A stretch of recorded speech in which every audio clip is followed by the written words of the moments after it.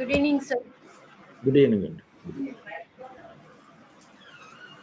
Okay, we will start our discussion. New covenant. We are in somewhere page number 43, I believe. New covenant గురించి మనం మాట్లాడుతూ ఉన్నాము.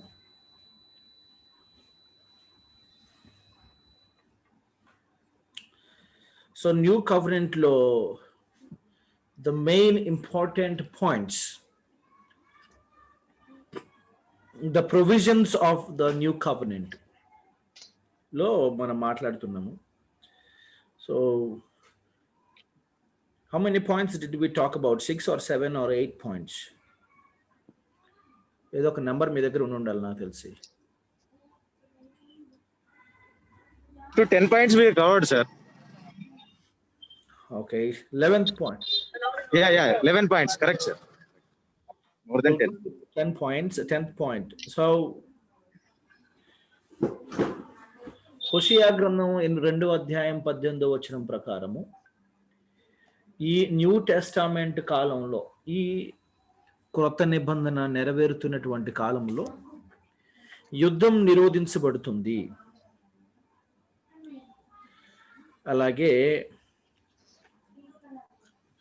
ఈ యుద్ధం నిరోధించబడే కాలం,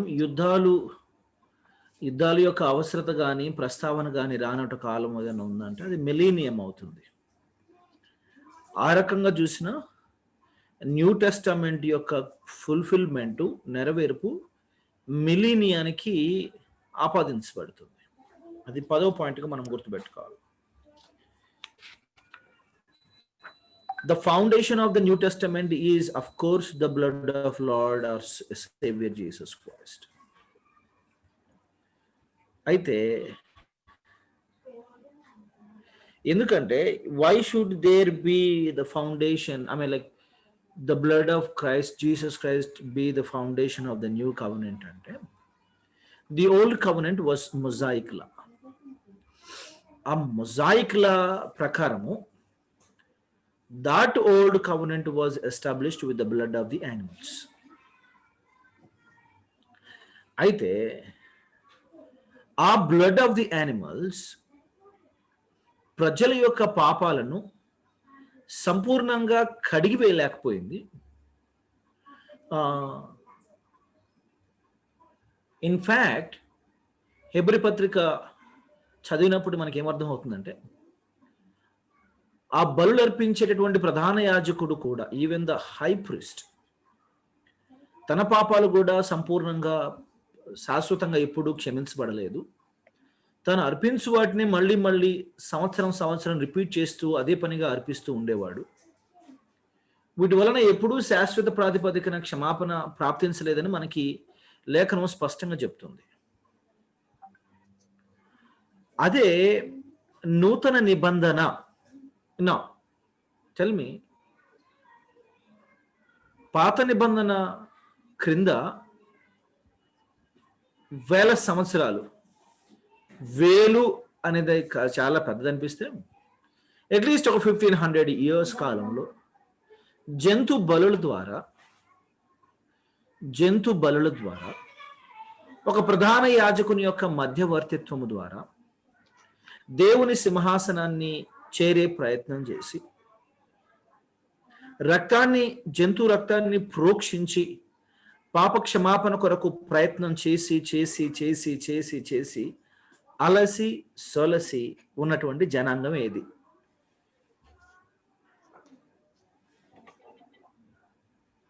ఇజ్రాయెల్. వెల్, అలాంటి వారికి ఇక వారు రక్తం చిందింపని అవసరం లేకుండా, జంతు బలుల యొక్క ప్రస్తావన లేకుండా, మళ్ళీ చేయవలసిన అవసరం లేకుండా, పరిపూర్ణంగా సంపూర్ణంగా ఒకేసారి శాశ్వత ప్రాతిపదికన పరిశుద్ధ రక్తాన్ని చిందించి విమోచన కార్యం జరిగించటము, అసలు అలాంటి ఆచారం ఏది లేనటువంటి మనకి వర్తిస్తుందా? లేదా అలాంటి బలులు అర్పించి విసిగి వేసారి నిరుత్సాహంతో యూనో అలాంటి పరిస్థితిలో ఉన్నటువంటి ఇశ్రాయేలులకు వర్తిస్తుందా?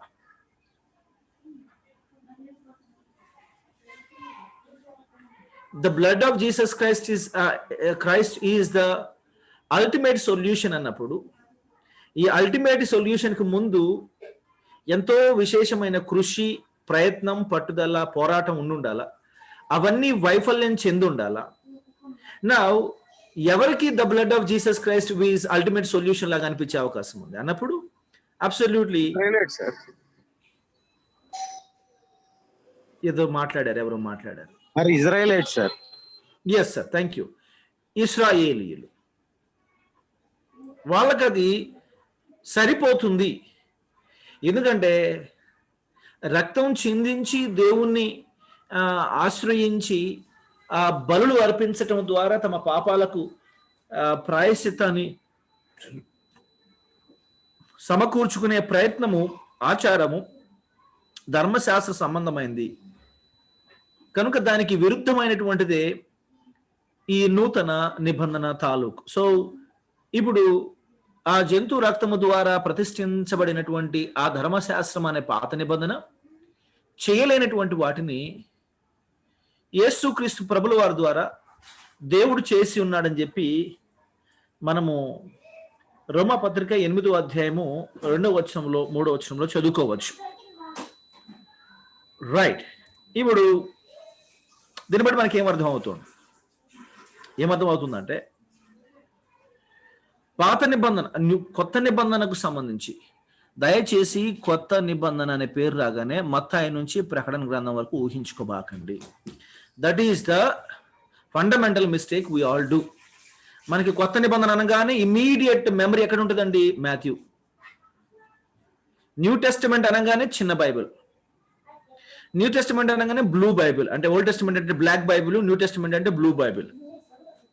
Most of the times, I don't know why, most of the times New Testaments are blue covered Bible books ana, and Old Testament anagana black colored Bible. Ippudu మెల్లిమెల్లిగా కలర్స్ మారుతున్నాయండి. ఆ బ్రౌన్ ఆ తర్వాత అవి వస్తున్నాయి. నాకు అభ్యంతరం లేదు, సమస్య అది కాదు ఇక్కడ. అంటే యాజ్ ఎ చైల్డ్ నేను నాకు న్యూ టెస్టిమెంట్ అనగా నాకు బ్లూ కవర్డ్ బైబిల్ గుర్తొస్తుంది, చిన్న బైబిల్ గుర్తొస్తుంది. వెల్ ఆ రకంగా please you are theologians or at least trying to be. So మనం అందరం నేర్చుకునే ప్రయత్నం చేస్తున్నాం. థియోలాజియన్స్ లాగా మనం అందరం కూడా సిద్ధపడుతున్నాం. On the process or in the process లో మనం ఉన్నాం. ఇంకా న్యూ టెస్టిమెంట్ అనగానే ఆ బ్లూ బుక్కే కదా అన్నట్టుగా అనుకోకండి. ఆలోచించి బయట రండి. కాస్త తటస్థంగా ఆలోచించడము. న్యూ టెస్టిమెంట్ అనగానే ఓకే, ఓల్డ్ టెస్టామెంట్ మనకి వెంటనే the covenants, Abrahamic covenant, new covenant. యాక్చువల్గా టెస్టామెంట్ అంటే కవనెంట్. ఇక్కడ ఇంకా నయం, టెస్టామెంట్ అనే పేరు మనకి సరిపోయింది, కానీ కవనెంట్ అని పెట్టుంటే యాక్చువల్గా టెస్టామెంట్ అన్నా, కవనెంట్ అన్నా, అగ్రిమెంట్ అన్నా అన్ని ఒకటే టర్మ్, మీనింగ్ అండి. Connotation is same but terms are different. So new testament లేదా న్యూ కవనెంట్ అనగానే కొత్త నిబంధన. తెలుగులో ఏంటంటే అట్లీస్ట్ ఆ డిఫరెన్స్ ఉంది. ఇంగ్లీష్లో వర్డ్స్ సేమ్, వర్డ్స్ డిఫరెంట్ అయి మీనింగ్ సేమ్ అయినా కానీ న్యూ కవనెంట్ వేరే, న్యూ టెస్టామెంట్ వేరే అనే ఇంప్రెషన్ ఉంది. ఏదో ఒక బ్లైండ్ ఇంప్రెషన్ ఉంది. ఇంగ్లీష్లో ఆ మాత్రం తేడానే ఉంది. కొత్త నిబంధనలు అయితే తెలుగులో అయితే కొత్త నిబంధన, న్యూ టెస్టామెంట్ అన్నా కొత్త నిబంధన అనాలి, న్యూ కవనెంట్ అన్నా కొత్త నిబంధన అనాలి. There is no other option. అక్కడ మనం కొంచెం కన్ఫ్యూజ్ అయ్యే అవకాశం ఉంది. సో హ్యావింగ్ సెడ్ ఇట్, మీరు కొత్త నిబంధన అనగానే కొత్త నిబంధన బైబిల్ ఊహించుకోబాకండి. అబ్రహాము నిబంధనలోని అంతర్లీనంగా ఉన్నటువంటి 3 నిబంధనలు, పాలస్తీనా నిబంధన, దావీదు నిబంధన అండ్ నూతన నిబంధన, ఈ మూడింటిని గుర్తుపెట్టుకోండి. సో మొజాయిక్ కవెనెంట్, మోసే నిబంధన, ధర్మశాస్త్ర నిబంధన అబ్రహాము నిబంధన కిందకి రాదు. అది conditional covenant, that goes differently. అది local, very much local, very much local and very much temporary, unlike Abrahamic covenant. ఇప్పుడు మనము వివిధ కవెనెంట్స్ గా విభాగించి మనం అధ్యయనం చేస్తున్నటువంటివన్నీ కూడా అబ్రహాం కవెనెంట్ లో లేదా నిబంధనలో అంతర్భాగం అనే విషయాన్ని మరొకసారి నేను నొక్కి చెప్పే ప్రయత్నం చేస్తున్నాను. సో నూతన నిబంధనకు సంబంధించి, అగైన్ న్యూ కవెనెంట్ కి సంబంధించి, న్యూ టెస్టామెంట్ కి సంబంధించి కాదు, న్యూ కవెనెంట్ కి సంబంధించి పాత నిబంధన అంతటి కాలం, పాత నిబంధన లేఖనాలన్నింటినీ పరిశీలించడం మనకి ఏం అర్థం అవుతుంది అంటే, అది యూదులు అనబడినటువంటి జనాంగంతో, ఇశ్రాయేలు అనబడినటువంటి జనాంగంతో చేయబడినట్టుగా సూత్రప్రాయంగా మనకు ఒక సూత్రప్రాయంగా మనకు ఒక ముగింపు దొరుకుతుంది. అలాగే దాని యొక్క నెరవేర్పు ఆనాడు ప్రవక్తలు మాట్లాడినా, ఈనాడు మనం మాట్లాడినా, ఇది భవిష్యత్తును గురించి మాట్లాడుతున్నట్టుగానే మనకి అనిపిస్తుంది తప్ప గతంలో ఎప్పుడైనా నెరవేరిందని కానీ, ఇక ముందు లైక్ ఇప్పుడు నెరవేరుతుందని కానీ మనం ఎప్పుడు అనుకోలేదు, మనకు అనిపించలేదు. అయితే కొందరు అంటున్నారు, మాట్లాడదు మా సంగతి కూడా. బట్ విమోచకుని యొక్క ఆగమనం, విమోచకుని యొక్క ప్రస్థానం, లేకపోతే విమోచకుడు రావటంతో ఈ యొక్క నూతన నిబంధన, న్యూ కవెనెంట్, టెస్టమెంట్ కాదు, యాక్చువల్గా రెండు ఒకటే, బట్ ఎంతో కొంత వర్డ్ డిఫరెన్స్ ఉంది కాబట్టి ఆ వర్డ్ డిఫరెన్స్ మీకు నాటుదనే ఉద్దేశంతో వాడుతున్నాను. న్యూ కవెనెంట్, విమోచకుని యొక్క ఆగమనంతో ఈ న్యూ కవెనెంట్ ప్రారంభించబడుతుంది అని లేఖనము స్పష్టంగా చెప్తుంది.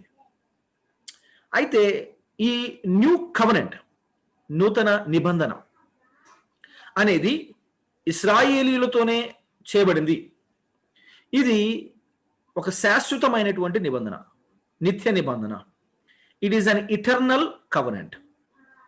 ఇటర్నల్ కవెనెంట్ అనడానికి కొన్ని లేఖనాలు మనం పరిశీలించే ప్రయత్నం చేద్దాం. యెషయా గ్రంథం 61వ అధ్యాయము 8-9 వచనాలు మనం పరిశీలించి, ఐజయా చాప్టర్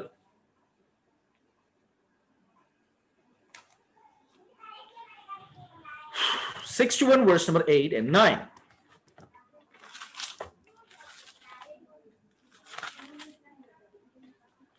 లో కూడా మనం చదివినట్టున్నాము, ఏలయనగా న్యాయము చేయుట యెహోవానగు నాకు ఇష్టము, ఒకడు అన్యాయముగా ఒకని సొత్తు పట్టుకునుట నాకు అసహ్యము. సత్యమును బట్టి వారి క్రియాఫలము వారికి ఇచ్చుచు వారితో నిత్య నిబంధన చేయుదును. జనములలో వారి సంతతి తెలియబడును, జనుల మధ్యను వారి సంతానము ప్రసిద్ధునందును. వారు యెహోవా ఆశీర్వదించిన జనమని వారు చూచు వారందరూ ఒప్పుకొందురు. ఇక్కడ నిత్య నిబంధన అనే ప్రస్తావన మనకి ఇక్కడ రావడాన్ని మనం అర్థం చేసుకోవాలి. ఆ తరువాత యెహెజ్కేలు గ్రంథంలో 37వ అధ్యాయంలో మనకి ఈ మాట మళ్ళీ ధృవీకరించబడుతుంది. ఏమని? ఈ క్రొత్త నిబంధన, అదే న్యూ కవెనెంట్ అనేది కూడా శాశ్వతమైన లేదా నిత్యమైనటువంటి నిబంధనే అనడానికి మనకి యెహెజ్కేలు గ్రంథము 37వ అధ్యాయము 21 మొదలుకొని 28 వరకు మనము చదువు చూసినా మనకి స్పష్టంగానే వాక్యము బోధిస్తుంది. అది నిత్యము అనే మాట 26వ వచనములో, నేను వారితో సమాధానార్థమైన నిబంధన చేసేదను, అది నాకును వారికిని నిత్య నిబంధనగా ఉండును. నేను వారిని స్థిరపరచెదను, వారిని విస్తరింపజేసి వారి మధ్య నా పరిశుద్ధ స్థలమును నిత్యము ఉంచెదను. నిత్యమైన నిబంధన ఒకటి నేను చేస్తాను, అది వారికి నాకు నిత్య నిబంధనగా ఉండును. ఇది కొత్త నిబంధనకు సంబంధించి, అదే కొత్త నూతన నిబంధనకు సంబంధించినటువంటి చర్చగా మనం అర్థం చేసుకోవచ్చు. ఈ రెండు పర్యాయాలు, ఈ రెండు లేఖన భాగాల్లో మనం చదివినప్పుడు ఇది ఒక నిత్యమైనటువంటి నిబంధన. The new covenant is and eternal covenant అనే విషయం మనకు అర్థం అవుతుంది. అయితే రెఫరెన్స్ మళ్ళీ చెప్పండి sir. Okay, I repeat. Ezekiel chapter 37 verse number 21 to 28. Thank you, sir. Isaiah 61 8 and 9. Okay. Having said it, మనము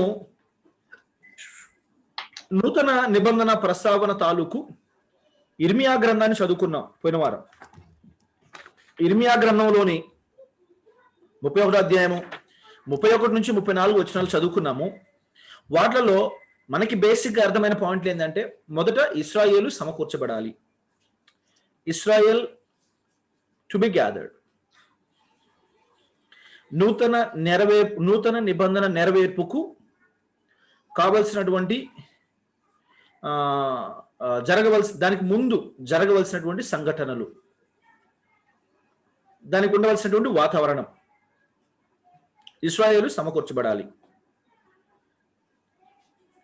ఇశ్రాయేలు ఈ నూతన నిబంధన నెరవేర్పు కాలానికి ఇశ్రాయేలు ఒక దేశంగా, ఒక రాజుతో పరిపాలించబడుతుండాలి. It must be one nation and must be ruled by one king.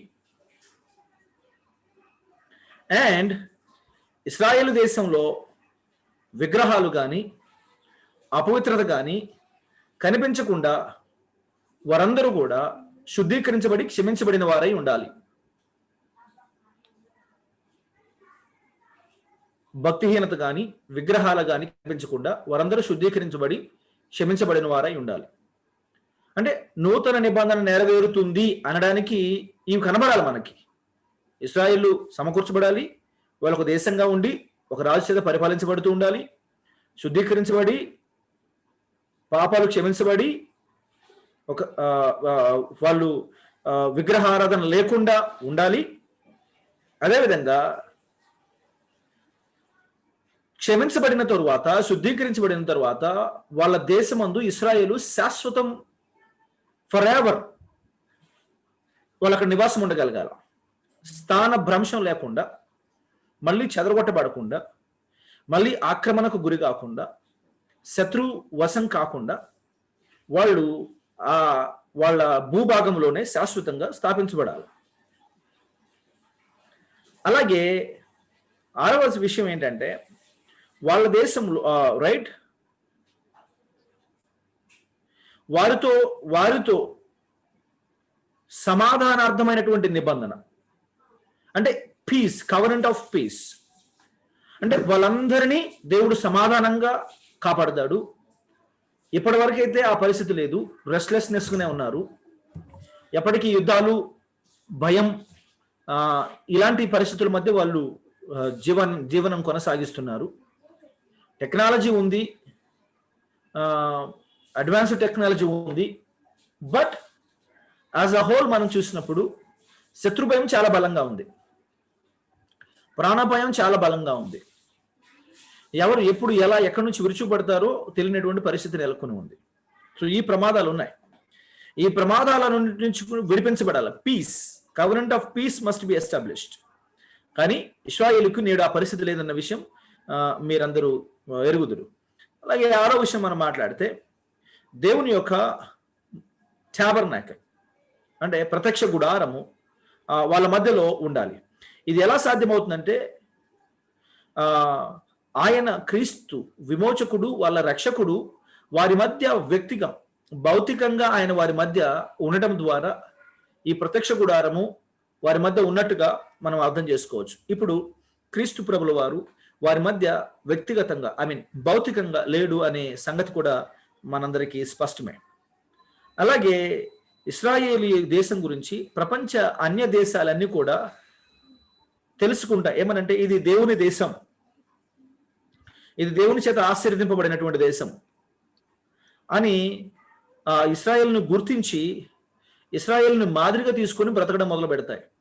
ఇప్పుడు మనలాంటి భారతదేశం వాళ్ళు ఇశ్రాయేల్ దేశాన్ని అవసరానికి వాడుకోవటం, మనకు కావాల్సినటువంటి టెక్నాలజీని తెచ్చిపెట్టుకోవటం, ద్వైపాక్షిక అనుబంధాల్లో భాగంగా డిఫెన్స్కి సంబంధించి వాళ్ళ దగ్గర టెక్నాలజీని తీసుకోవటం, డిఫెన్స్కి సంబంధించి వాళ్ళ దగ్గర ఎక్విప్మెంట్ తీసుకోవటం, ఇంతవరకే మనం చేస్తున్నాం. కానీ but in spiritual matters, example అంటే టెక్నాలజీని కొనుక్కోవటం, కరెన్సీని తెచ్చుకోవటం కాదు, పోయి ఉద్యోగాలు ఆడపోయి ఉద్యోగాలు చేయటం కాదు.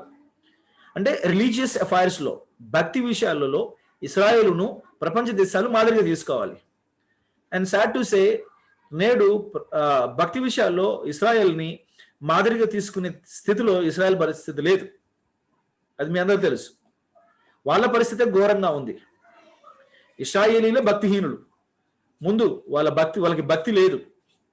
2, ప్రపంచానికి మాదిరి కావడం పక్కన పెడితే వాళ్ళు భక్తిమంతులు కావటం ప్రస్తుతం జరిగే పని కాదు. అది జరగాలంటే టైం పడుతుంది, చాలా పెద్ద ప్రొసీజర్ ఉంది. రైట్. ఈ మాటలన్నిటిని బట్టి మనకి ఏమర్థం అవుతుంది అంటే, అయ్యా ఖచ్చితంగా ఒకటి మాత్రం నాకు స్పష్టంగా అర్థమవుతుంది, బహుబలంగా భవిష్యత్తుకు సంబంధించిన విషయంగానే మనకు అర్థమవుతుంది. ఇవన్నీ ప్రస్తుతం కనిపించే సంగతులు కానప్పుడు, ఇప్పుడు జరుగుతున్నటువంటి విషయాలు కానప్పుడు, మనకు ఖచ్చితంగా భవిష్యత్తుకు సంబంధించినటువంటి సంగతులై ఉండాలి. అండ్ వాళ్ళ విమోచకుడు వాళ్ళ మధ్య సంచరిస్తూ, భౌతికంగా సంచరిస్తూ ఉండాలి అంటే వాళ్ళు ఖచ్చితంగా అదైతే ఇప్పటి సంగతి కాదయ్యా. అది ఇశ్రాయేలుకు సంబంధించిందే, కానీ ఇప్పటిది కాదు. కొందరు ఏకంగా ఏమంటారు, అది చర్చికి సంబంధించి అంటారు.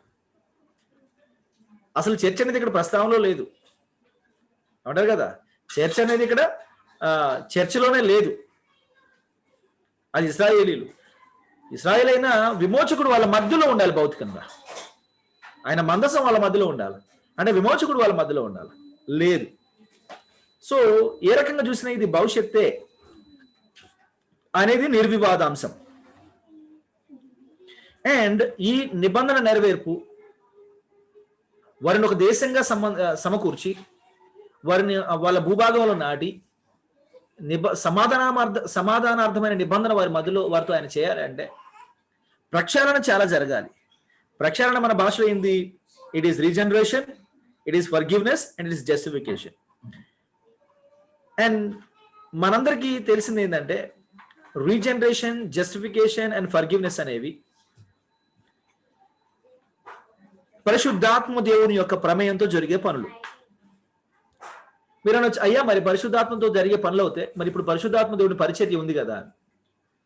అవును, పరిశుద్ధాత్మ దేవుడు ఇప్పుడు రీజనరేషన్, ఫర్గివ్నెస్, జస్టిఫికేషన్ అనే పరిచర్యలు ఆయన చేస్తున్నప్పటికీ కూడా he is doing it as individuals. వ్యక్తులుగా ఆయన ఈ పరిచర్య చేస్తున్నాడు, గుంపులుగా చేయట్లేదు. ఈ పరిచర్య దేశానికి చేయట్లేదు. మీకు అర్థమవుతుంది నేను అనుకుంటున్నాను. ఇశ్రాయేలు రక్షింపబడ్డా, మనం రక్షింపబడ్డా, ఇండివిజువల్స్ గానే రక్షింపబడుతున్నాం మనం. మీ కుటుంబాల్లో మీరందరూ ఓవర్ నైట్ అందరూ రక్షింపబడినట్టుగా ఎవరైనా చెప్పదలుచుకున్నారా? ఓవర్ నైట్ మా ఫ్యామిలీ మొత్తం రక్షింపబడిందని మీరు చెప్పదలుచుకున్నారా? Please don't tell me. And unfortunately ముత్తాతల తరంలో నుంచి సేవలో ఉన్నటువంటి కుటుంబాల్లో ఈ తరంలోని పిల్లలు ఇంకా ప్రభువుని నమ్ముకోలేదు. నాకు చాలా ఆప్తులైనటువంటి వారు, చాలా భక్తి కలిగినటువంటి కుటుంబము, వాళ్ళ ముత్తాతల నుంచే ఎంతో సేవ చేసినటువంటి అనుభవాలు ఉన్నాయి, వాళ్ళ తండ్రులు సేవలు చేసిన అనుభవాలు ఉన్నాయి. కానీ వాళ్ళ పిల్లలు బీభత్సమైనటువంటి భక్తిహీనతలో, అవిశ్వాసంలో, అవిధేయతలు ఉండడాన్ని మనం ఏ రకంగా అర్థం చేసుకోవచ్చు. So it is happening on individual basis. వ్యక్తులుగా పరిశుద్ధాత్ముడు డీల్ చేస్తున్నాడు. రైట్. ఒకవేళ మనకి ఫ్యామిలీ అనిపించినా మన దృష్టికి ఫ్యామిలీ అంత కనిపించదు. అయ్యా మరి కొర్నేలు కుటుంబం రక్షణ పడింది కదా అని మీరు ఒక ఉదాహరణ వాడదలుచుకుంటే మన దృష్టికి కుటుంబమే కనబడుతుంది, కానీ దేవుని దృష్టికి వ్యక్తులుగానే కనబడుతున్నారు. So please understand that difference.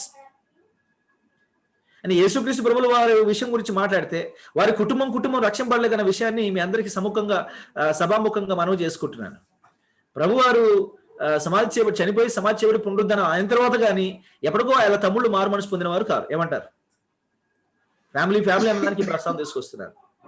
పౌలు కుటుంబం గురించి మీరు మాట్లాడుకోవాలి. అలాగే సో ఇంకా నేను ముందుకు ఈ విషయాన్ని నేను ప్రస్తావించనక్కర్లేదని నేను అనుకుంటూ ముందుకు సాగిపోతున్నాను.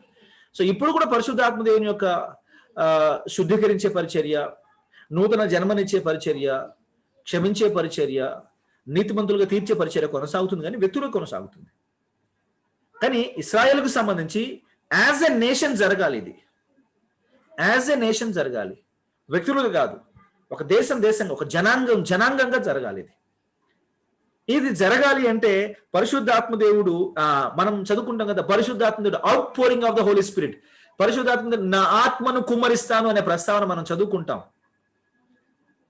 చాలా పాత నిబంధన కాలం నుంచి కొన్ని రెఫరెన్స్లు మనోళ్ళు సైట్ చేసేసి ఆత్మ కుమ్మరింపు గురించి మాట్లాడుతూ ఇదే ఆత్మ కుమ్మరించే కాలం ఇదే. సో ఆత్మ కుమ్మరించే కాలంలో జరుగుతాయని చెప్పబడుతున్నటువంటి ఆ యొక్క వాట్ ఏమంటారు ప్రత్యేకమైనటువంటి ఆ సంఘటనలన్నీ కూడా, ప్రత్యేకమైనటువంటి ఆ రెస్పాన్సెస్, ఆత్మ కుమ్మరించబడినప్పుడు వచ్చేటటువంటి ప్రతిస్పందనలన్నీ కూడా ఇప్పుడు నెరవేరుతున్నాయి. ఇదే నెరవేర్పు అన్నట్టుగా మనం ప్రస్తావిస్తూ ఉంటాం. దట్స్ నాట్ ట్రూ అనే సంగతి మనం అర్థం చేసుకుంటే బాగుంటుంది. మన వాళ్ళు లేఖనాన్ని ఒకే దృష్టితో చూస్తుంటారు. ఇందులో partial fulfilment and total fulfilment అనేది ఉంటుంది. ఒక లేఖనము అంతా ఒకేసారి నెరవేరబడవలసిన అవసరం లేదు. పాక్షికంగా కొంత నెరవేరుతుంది, సంపూర్ణంగా ఇంకెంతో సేపటికి కానీ ఇంకెంతో కాలానికి కానీ నెరవేరదు అనే వ్యత్యాసం ఉండదు. ప్రాఫెసీ ఫుల్ఫిల్మెంట్ లో ఇలాంటి పద్ధతులు ఉంటాయన్న సంగతి ఎవరు ఒప్పుకోరు. ఎందుకంటే వాళ్ళకి ప్రాఫెసీ గురించి, ప్రాఫెసీ యొక్క నేచర్ గురించి అసలు వాళ్ళు అధ్యయనం చేయరు కాబట్టి. there is a partial fulfillment and the total fulfillment అనేది భవిష్యత్తుకు సంబంధించింది ఉండవచ్చు. అయ్యా పరిశుద్ధాత్మ దేవుడు అపోస్తుల కార్యంలో 1-2 అధ్యాయంలో పెంతెకోస్తు దినమున సంఘం మీద కుమ్మరించబడలేదా? yes, that's it, that's the end and that is the new testament, or that is the new covenant. And oh wait,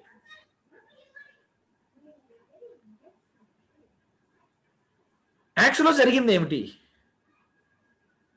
అసలు పాత నిబంధన కాలంలో చర్చ్ అనే దాని గురించి ప్రస్తావనే లేదు.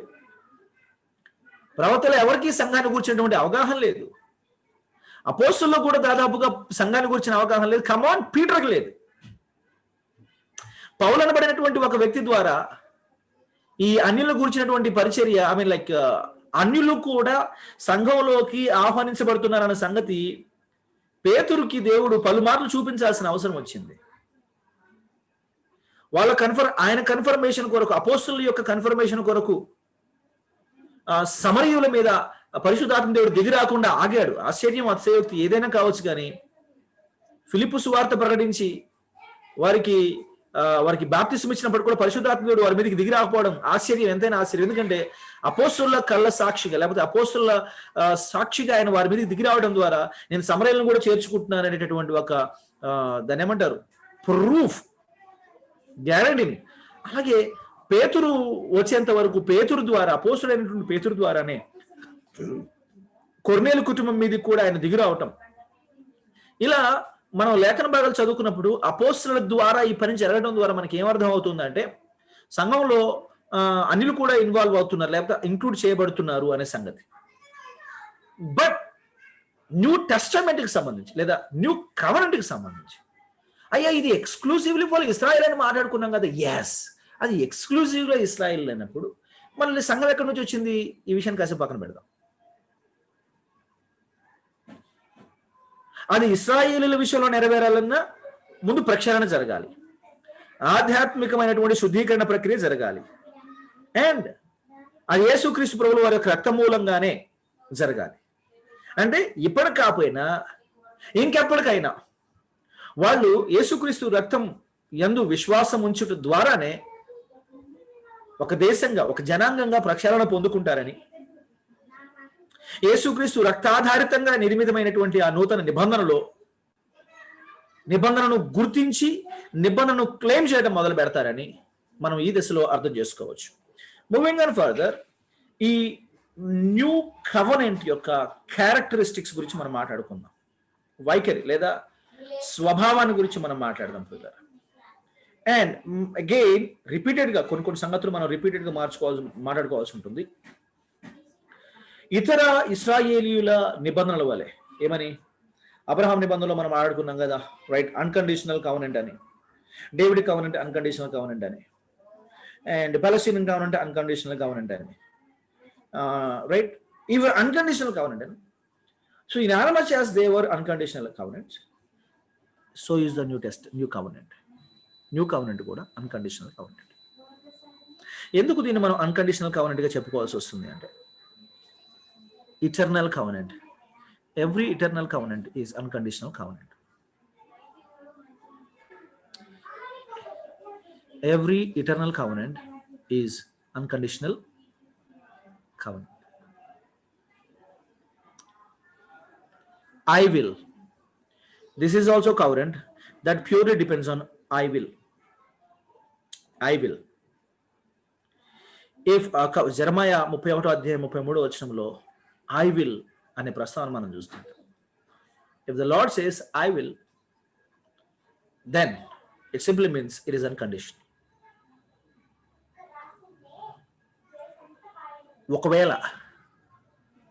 ఒకవేళ ఇది కండిషనల్ కవెనెంట్ అని చెప్పుకోవాల్సి ఉంటే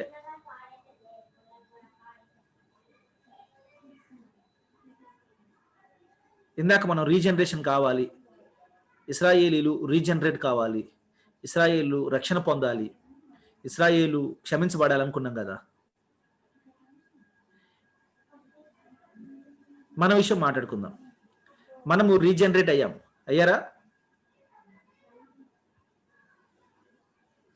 క్షమించబడ్డాం, ఎస్. నీతిమంతులుగా తీర్చబడ్డాం, ఎస్. ఇందులో మన పాత్ర, మన ప్రమేయం ఎంత? There are 2 option. ఇందులో మన పాత్ర ఎంతో కొంత ఉంది, దేవుని పాత్ర ఎంతో కొంత ఉంది అనేది ఒక ఆప్షన్ అవుతే, అయ్యా ఇందులో నా పాత్ర ఏం లేదు, అంతా యేసయ్య పాత్రే, అంతా పరిశుద్ధాత్మ దేవుని పాత్రే, అంతా త్రియేక దేవుడైనటువంటి ఆయన పాత్రే, నా పాత్ర ఏమీ లేదు. ఆయనే నన్ను ఏకపక్షంగా రక్షించుకున్నాడు, ఏకపక్షంగా తన బిడ్డను చేసుకున్నాడు, నన్ను రీజనరేట్ చేశాడు, క్షమించాడు, నీతిమంతులుగా చేశాడు అనేది ఒక థియరీ ఉంది. ఈ రెండింటిలో మీరు దేన్ని ఓటేసుకుంటున్నారు? రెండోది, నాకు తెలిసి రెండోది, రైట్. ఇందులో మన పాత్ర ఏమి లేదు, ఏకపక్షంగా ఆయనే మనల్ని నీతిమంతులుగా చేసి క్షమించి రక్షించుకున్నాడని సంగతి మనందరూ తెలుసు. ఇప్పుడు దీన్ని కండిషనల్ సాల్వేషన్ అంటారా, అన్కండిషనల్ సాల్వేషన్ అంటారా?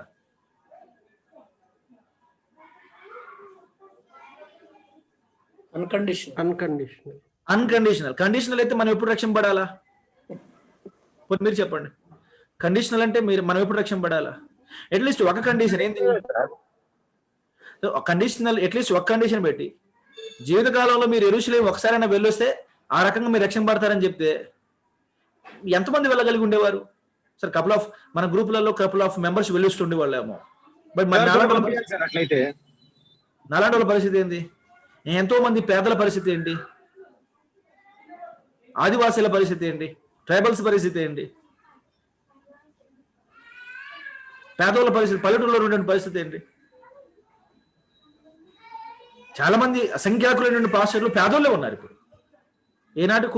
ఆనాటికి వెతుకునేటటువంటి పాస్టర్లే ఉన్నారు. అలాంటి వాళ్ళు ఏకంగా రక్షణ లేనప్పుడు, యెరూషలేము పోరాడాడు కాబట్టి వాళ్ళకి రక్షణ ఉండనప్పుడు ఇంకా సువార్త ప్రకటించే అర్హత ఎక్కడి నుంచి వస్తుంది? సో సమస్య ఇది. అంటే మనం అన్కండిషనల్ గా భవిష్యత్తుకు రక్షింపబడ్డాం, ఇది ప్రభు పని. ఇప్పుడు ఇశ్రాయేలీలు కూడా భవిష్యత్తులో వాళ్ళు నూతన నిబంధనలో ఇలాంటి పరిస్థితిని వాళ్ళు ఎదుర్కోవాల్సి ఉంటుంది కాబట్టి మరి వాళ్ళు కూడా మనకిలాగే సంపూర్ణంగా ఆయన చేత ఏకపక్షంగా అన్కండిషనల్ గా వాళ్ళు రక్షణ పడతారు. మరి ఇది కండిషనల్ ఎలా అవుతుంది? అన్కండిషనల్ కావాలి కదా. సో ఈవెన్ సాల్వేషన్ పర్స్పెక్టివ్ లో చూసినా సరే ఇది అన్కండిషనల్ గా కనబడుతుంది. దిస్ ఈజ్ అన్కండిషనల్ కవెనెంట్ అని చెప్పడానికి నేను ఎనాలజీ చెప్పాల్సి వచ్చింది. మనం అన్కండిషనల్ గా రక్షింపబడ్డాము, and so shall be Israel. As individuals గా మనమే అన్కండిషనల్ గా రక్షింపబడినప్పుడు as a nation do you think they will be able to qualify themselves and merit అంటూ salvation by doing righteous things? Absolutely not. వారు కూడా ఖచ్చితంగా విమోచకుని ద్వారా ఏకపక్షంగా రక్షింపబడతారు అనే విషయాన్ని నేను ఇక్కడ చెప్పదలుచుకున్నాను. అండ్ అబ్రహాం యొక్క నిబంధనలో the third element, land element మనం మాట్లాడుకున్నాం, సీడ్ ఎలిమెంట్ మాట్లాడుకున్నాము, and the blessing element here, ఆశీర్వాదం. Land element Palestinian covenant, seed element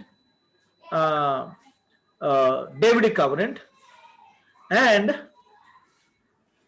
blessing element new covenant. So this is the new covenant or the blessing element of the Abrahamic covenant.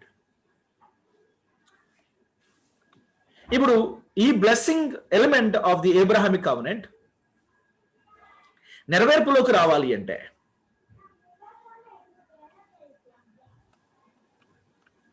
ముందు ఆ ల్యాండ్లో ఆ seed ఉండాలి, ఆ land ఉండాలి, ఆ ల్యాండ్లో ఆ సీడ్ ఉండాలి. మీకు అర్థమవుతుంది నేను అనుకుంటున్నాను. సీక్వెన్స్ కదండి. ముందు ల్యాండ్, ఆ ల్యాండ్లో ఆ నేషన్ అండ్ ఆ సీడ్, అప్పుడు ఈ బ్లెస్సింగ్. అక్కడ ల్యాండ్ లేదు, సీడు లేదు, పీపుల్ లేదు, సీడు లేదు, కానీ బ్లెస్సింగ్స్ మాత్రం మనం మాట్లాడుతున్నాం. అబ్రహామిక్ కవెనెంట్ లోని బ్లెస్సింగ్ ఎలిమెంట్ ని వీ విల్ రిప్ అపార్ట్, దాన్ని బయటికి పెరికి వేసి మనం ఆపాదించే ప్రయత్నం చేస్తుంటాం. If you have to take a blessing part out side, you also need to consider the land part and the seed part. The land is the land of Israel with all boundaries, boundary to boundary, promised in the Old Testament. Seed is Lord Jesus Christ on the throne, physical throne of David, being physically present in Jerusalem, being physically available amongst his people. And the people of Israel in their own land permanently.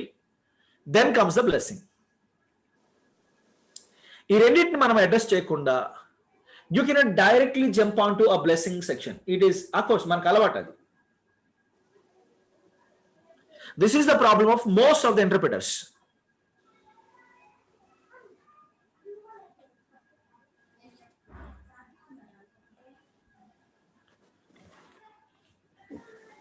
And మీకు తెలుసు, salvation is purely and solely the work of God. భవిష్యత్తులో ఎప్పటికీ నెరవేరాల్సిందా ఇది ఖచ్చితంగా వాళ్ళు రక్షింపబడితేనే నెరవేరుతుంది. వాళ్ళు రక్షింపడాలంటే వాళ్ళని రక్షించాలి. రక్షించడం యేసుక్రీస్తు ప్రభువు వారు చేసే పని, పరిశుద్ధాత్మ దేవుడు చేసే పని. వాళ్ళతో అయ్యేది కాదు. They can never save themselves because I could never save my self and they can save never save themselves. If God is going to save them, God is going to restore them, God is going to fulfil all things, how can it be conditional? It should be conditional. So the character of the new covenant, unconditional covenant. Moving on further, ఈ నూతన నిబంధన యొక్క నెరవేర్పుకు సంబంధించి మనము ముందుకు వెళ్ళే ప్రయత్నం చేద్దాం. మిలీనియల్స్ కొత్త నిబంధనలో ఉన్నటువంటి న్యూ టెస్టామెంట్ కు సంబంధించిన రెఫరెన్సెస్ లో కొన్ని తీసుకుంటారు. వాళ్ళు స్ట్రాంగ్ ఏం చేస్తారంటే కొత్త నిబంధన గ్రంథం బైబిల్ గురించి మాట్లాడుతున్నాయి. ఇప్పుడు అగైన్ నాతో పాటు ఉండండి. I'm talking about the Bible now. New testament బైబిల్లో ర్యాండమ్గా కొన్ని వచనాలు పికప్ చేసుకుంటారు. అండ్ చాలా ప్రిసైజ్గా వాళ్ళు ఏం చేస్తారంటే హీబ్రూస్ చాప్టర్ 8 వర్స్ నెంబర్ 8 నుంచి 12 పిక్ చేసుకుంటారు. Shall we now once go to Hebrews chapter 8 verse number 8 to 12? Hebrews 8 to 12.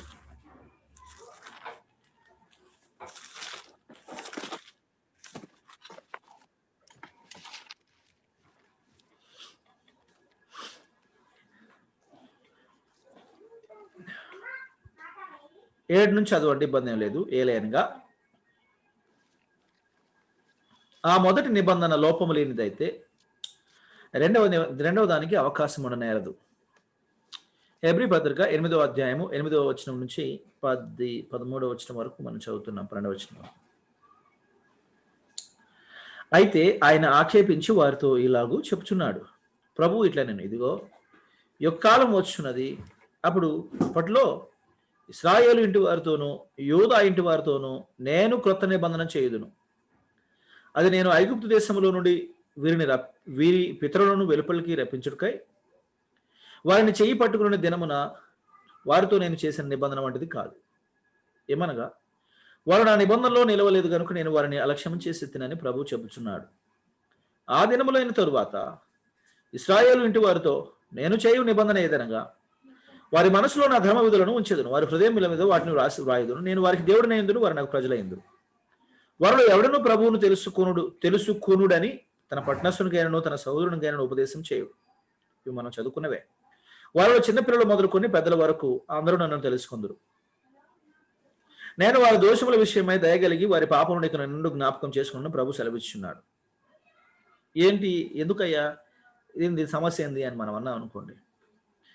8వ అధ్యాయం 1వ వచనం నుంచి చదువుకుంటూ వచ్చి, ఇది సంఘానికి సంబంధించినటువంటి చర్చ కదండి. మరి సంఘానికి సంబంధించినటువంటి ఈ చర్చలో ఇశ్రాయేలుతో దేవుడు చేసినటువంటి నిబంధనల గురించి ఎందుకు ప్రస్తావించాడు?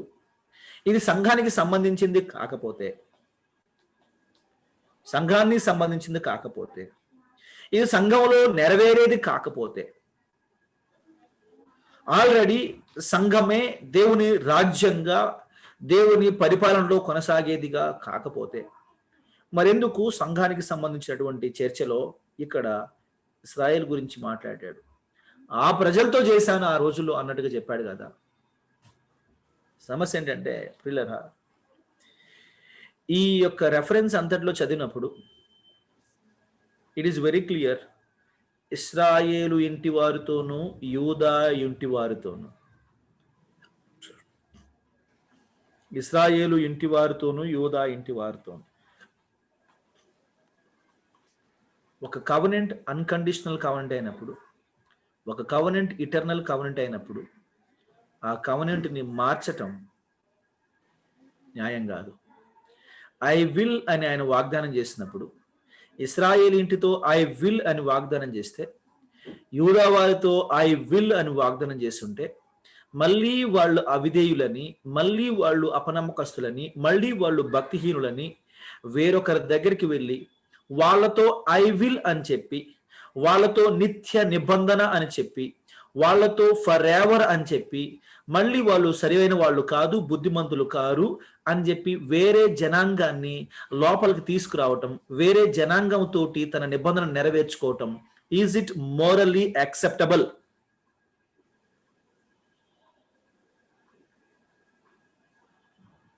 ఫర్ గాడ్ అది సాధ్యమేనా? అంటే అయ్యా మనం దేవుణ్ణి అడగాల్సినటువంటి వాళ్ళమైనా, అడగలిగినటువంటి వారు, I agree with you, but on the scriptures, మనకున్నటువంటి on the basis of the scriptures, మనకున్నటువంటి లేఖనాల ఆధారితంగా, do you think God does that? నిత్య నిబంధన అని చెప్పి, అన్కండిషనల్ గా బేషరతుగా నేను వారిని కాపాడుకుంటానని చెప్పి, మళ్ళీ వాళ్ళు అవిధేయులు అని చెప్పి, మళ్ళీ వాళ్ళు భక్తిహీనులు అని చెప్పి, వాళ్ళకు వాగ్దానం చేసిందని తీసి వేరే వాళ్ళకి ఇవ్వడం సాధ్యమేనా?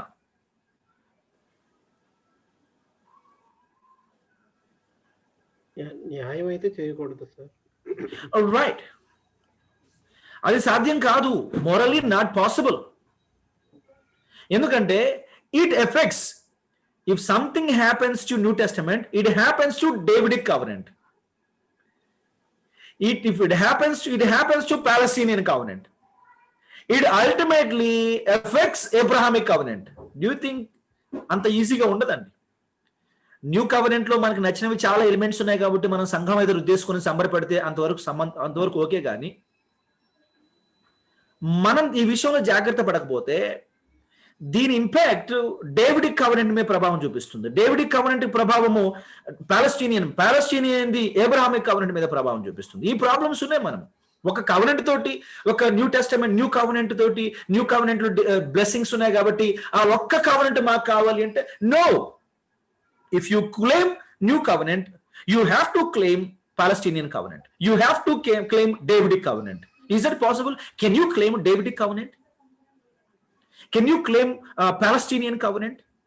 సాధ్యమేనా? అది మీకేమనిపిస్తుంది?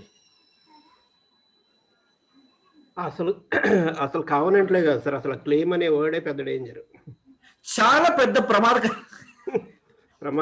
Who are we to claim? మీరు నన్ను వేరే వైపు తీసుకెళ్తున్నారు, నేను చాలా కంట్రోల్ చేసుకుంటున్నాను ఇప్పుడు. అయ్యో సారీ. రైట్, క్లెయిమ్ అనే పదం ఉంటే నాకు పిచ్చిలేసిపోతాయి. Right point. కొన్ని పదాలు ఉన్నాయి సార్, ఆ పదాలు వినగానే అంతే నాకు ఇంకా. అంటే మన వాళ్ళు కొన్ని వాగ్దానాలు అది క్లెయిమ్ చేస్తున్నా, ఈ క్లెయిమ్ చేస్తున్నా అంటారు. That is a big nonsense. Of course it is, that's a problem. మీరు వీళ్ళు తెలివిగా ఏం చేస్తున్నారు ఇప్పుడు? ఈ అమిలీనియల్స్ అంటే మిలీనియమే లేదు, ఏం లేదు అని చెప్పేటటువంటి వాళ్ళు ఏమంటారంటే మిలీనియం లేదు. ఎందుకు లేదు? Because the new covenant is already in fulfilment అంటాడు. సో అంటే ఇప్పుడు న్యూ కవెనెంట్ అనేది ఫుల్ఫిల్మెంట్ లో ఉంది.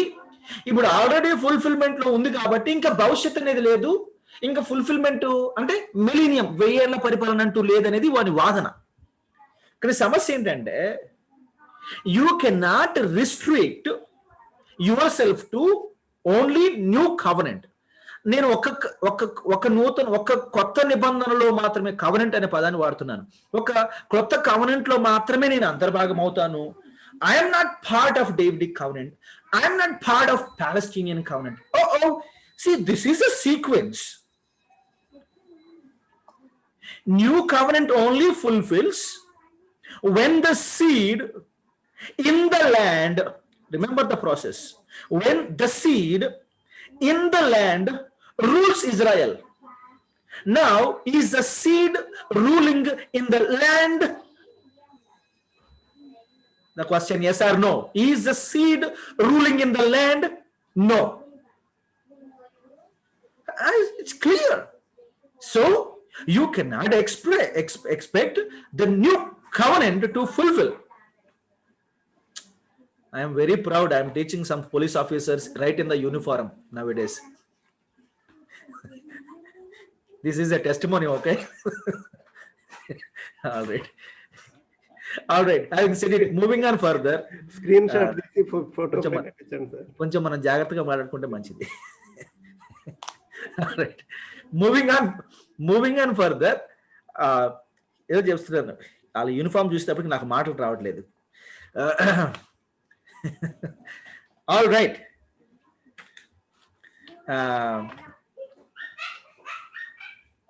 Okay, moving on further.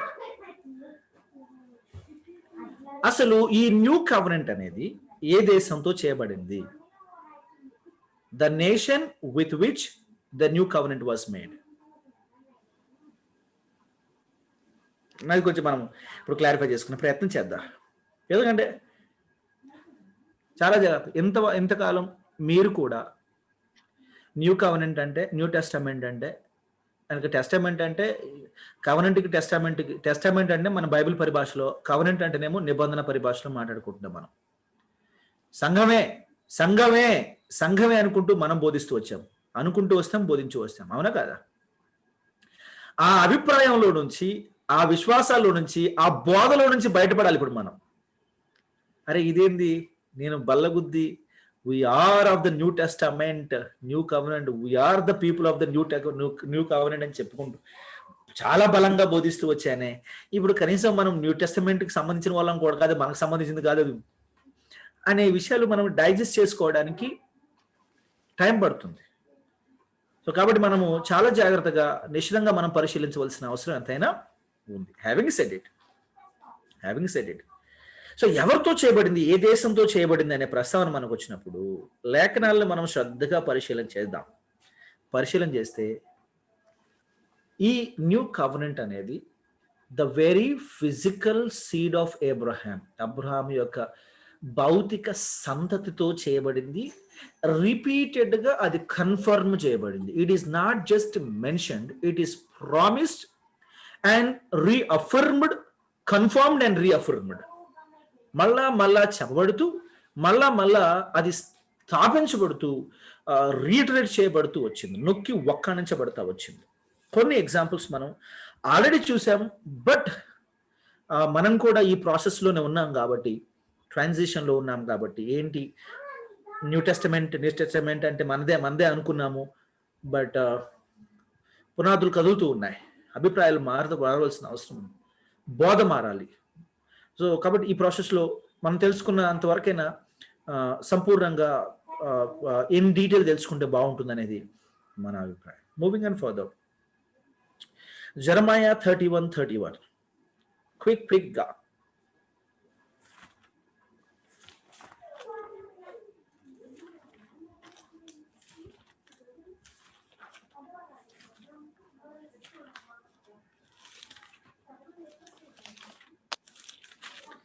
జెరమయా 31:31. ఇదిగో నేను ఇశ్రాయేలు వారితోను యూదా వారితోను క్రొత్త నిబంధన చేయు దినములు వచ్చుచున్నవి. Clear? Register that point in your minds and your hearts. ఇశ్రాయేలు వారితోను యూదా వారితోను. Isaiah chapter 59 verse number 20. 59:20. సియోను నొద్దకును యాకోబులో తిరుగుబాటు చేయుట మాని మల్లుకొనిన వారి యొద్దకును విమోచకుడు వచ్చును. సియోను నొద్దకును యాకోబులో తిరుగుబాటు. సియోను యాకోబు అంటే మీరు పేరు పెట్టుకున్నారు కాబట్టి సైమన్ గారు వచ్చేసి నేనేనండి, యాకోబుని పేరు పెట్టుకున్న వాళ్ళు వచ్చి నేనేనండి అని చెప్పడానికి వీల్లేదు sir. I'm sorry, I'm discuss. ఎందుకంటే జేకబ్ ఇక్కడే ఉన్నారు, సియోన్ కాదులే, సైమన్ గారు ఇక్కడ ఉన్నారు. మా పేరే ఉంది, మేమేం క్లెయిమ్ చేయాలని కుదరదు అది. Right, clear, register it in our minds. 61వ అధ్యాయము, ఐజయా 61వ అధ్యాయం 8-9 ఇందాక మనం చదువుకున్నాం, మళ్ళీ చదవాల్సిన అవసరం లేదు. ఇశ్రాయేలీలు అనే ప్రస్తావన మనకు కనబడతా ఉంది. ఆ తర్వాత జెరెమయా 32-37 లో కూడా అదే మాటలో మనకి ప్రస్తావించబడి 32-37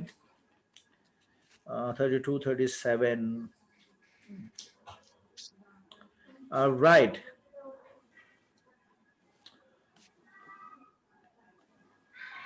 ఇదిగో నాకు కలిగిన కోపోద్రేకం చేతను మహారౌద్రం చేతను నేను వారిని వెళ్ళగొట్టిన దేశంలో నుండి వారిని సమకూర్చి.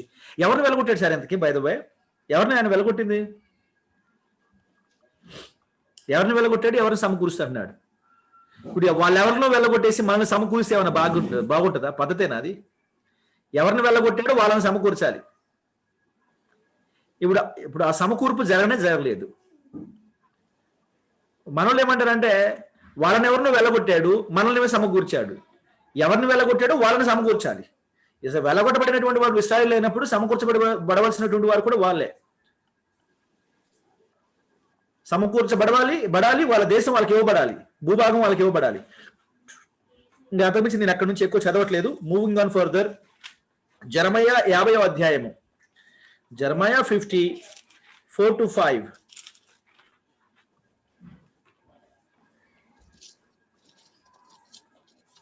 4వ వచనం, ఆ కాలము ఆనాటికి ఇశ్రాయేలు వారును యూదా వారును కూడి వచ్చుదురు. అగైన్ ఇశ్రాయేలు వారును యూదా వారును కూడి వచ్చుదురు. Ezekiel chapter 16. ఎవరితో ఈ నిబంధన చేయబడింది తెలిస్తే మనకి నెరవేర్పు ఎవరి విషయంలో ఉంటుందో మనకి అర్థమవుతుంది అని ఉద్దేశం. Right. Ezekiel chapter 16 verse number 60. నీ యవ్వన దినములందు నేను నీతో చేసిన నిత్య నిబంధన జ్ఞాపకం తెచ్చుకోని, ఈ యొక్క నిత్య నిబంధనను నీతో చేసేదాన్ని. ఏ యవ్వన దినములు ఎవరితో చేశాడు? కిందికి వచ్చి నీ అక్క చెల్లెండ్రు అనే మాట మాట్లాడుతున్నాడు. ఎవరితో పాత నిబంధన ఎవరితో చేశారో వాళ్ళే. వాళ్ళు ఎవరో కాదు, ఇశ్రాయేలీలు. 34వ అధ్యాయము, చాప్టర్ 34 verse number 25. 34, 25, 26.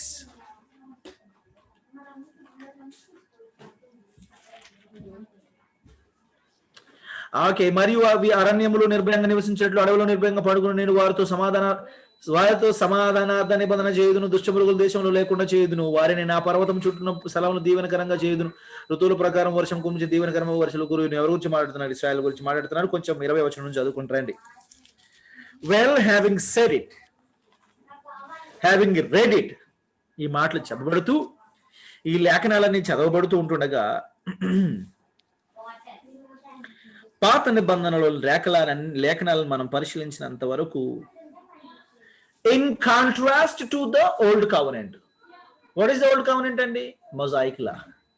మొజాయిక్ లాతో పోలుస్తూ నేను కొత్త చేత చూదురు కానీ నేను కొత్తది చేస్తా న్యూ వన్. ఎందుకంటే మొజాయిక్ లా ద్వారా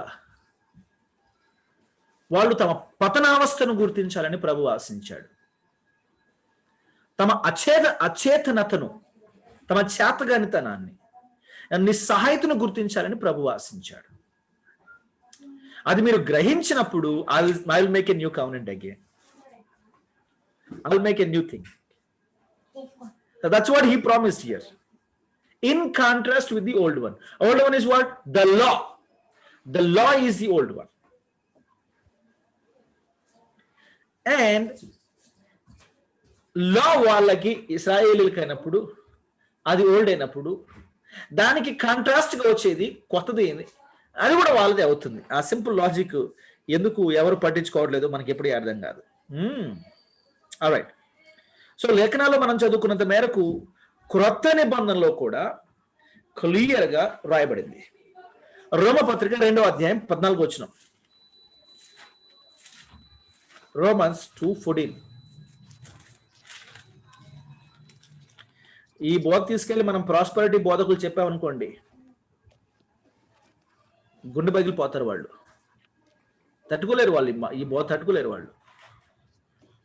2:14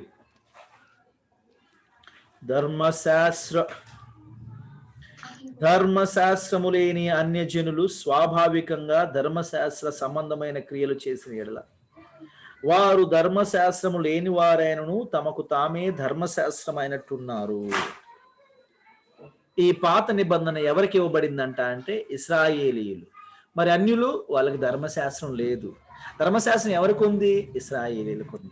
ఆ కాంట్రాస్ట్ మనకు అర్థమైతే చాలు. 6వ అధ్యాయం 14వ వచనం, మీరు కృపకే గాని ధర్మశాస్త్రమునకు లోనైన వారు కారు. మరి ధర్మశాస్త్రంకు లోనైన వారు ఎవరు? ఇశ్రాయేలీయులు. అర్థమైతే చాలు. గలతీ పత్రిక 3:24, యేసుక్రీస్తు రక్తమందు విశ్వాసం ఉంచి రక్షింపబడినటువంటి వాళ్ళు ధర్మశాస్త్రంకు లోనైనటువంటి వారు కారు. మరి ధర్మశాస్త్రంలో బతికే వాళ్ళు ఎవరు? ఇశ్రాయేలీయులు. 3:24, కాబట్టి మనం విశ్వాసం మూలంగా నీతిమంతులను తీర్చబడినట్టు క్రీస్తునందుకు మనం నడిపించుటకు ధర్మశాస్త్రం మనకు బాలశిక్షకుడు ఆయను. రైట్? ఇక్కడ కూడా అదే సంగతి మనకు చెప్పబడుతూ వచ్చింది. వెల్ ప్రియులారా, ఇక అంతకుమించి మనం ఎక్కువ చదువుకోవాల్సిన అక్కర్లేదు.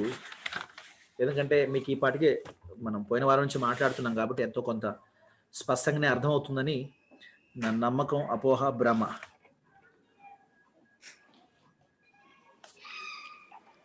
పై 3 వీటిలో ఏది కాదు.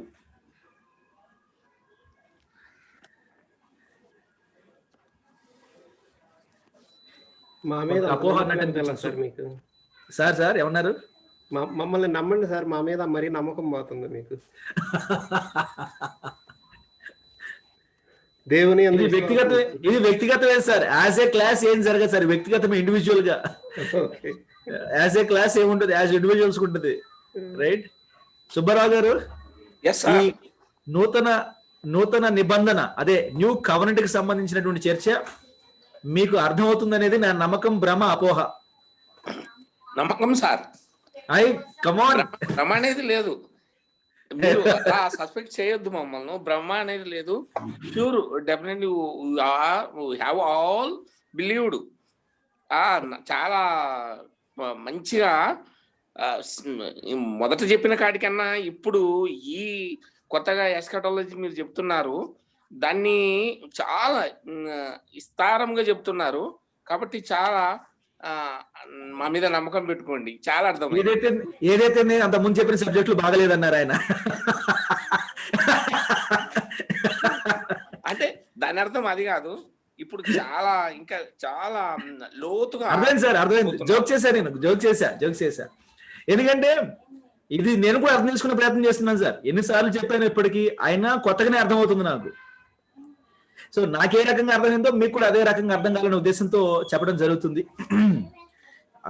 ఈ మాత్రం మనకి స్పష్టత ఉంటే చాలా సంతోషం. ఎందుకంటే సమస్య ఉంది, బయట చాలా బోధలు ఉన్నాయి, ఆ ప్రమాదాల్లో పడిపోకూడదు అనేటటువంటి ఉద్దేశంతోనే నేను ఉన్నానండి. రైట్?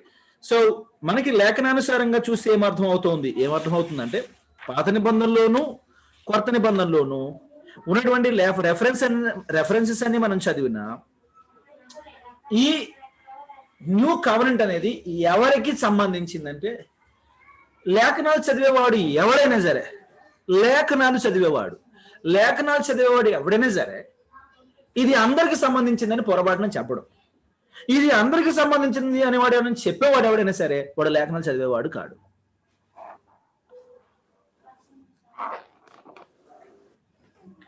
ఇక మూడవదిగా మనం నేర్చుకోవాల్సింది ఏంటంటే, రమేష్ 44 నంబరే కదా సార్, పేజ్ నంబర్ కొంచెం నాకు డౌట్ వచ్చింది, అందుకే. పేజ్ నెంబర్లు ఎందుకు నువ్వు శ్రద్ధగా వినేదానికి మధ్యలో ఇదంతా? సార్ రెఫరెన్స్ రాసుకుంటున్నా సార్.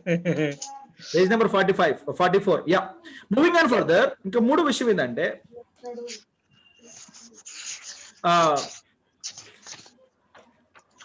ఇశ్రాయేలుకు సంబంధించినటువంటి ఈ నూతన నిబంధన నెరవేర్పు ఇశ్రాయేలుకు సంబంధించినటువంటిది.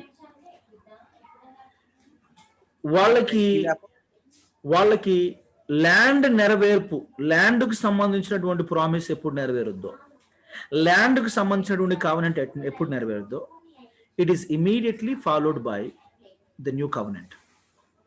సార్ లిసన్, ల్యాండ్ కవనెంట్ ఎప్పుడైతే నెరవేరుతుందో, ఇంకా ల్యాండ్ వస్తే పీపుల్ అక్కడ ఉన్నట్టే. ఇంకేముంది? మల్టిప్లికేషన్ అంటే ఏంటి? బ్లెస్సింగే. సో ల్యాండ్ కవనెంట్ ఎప్పుడు నెరవేరుద్దో మీ అందరికీ బాగా తెలుసును.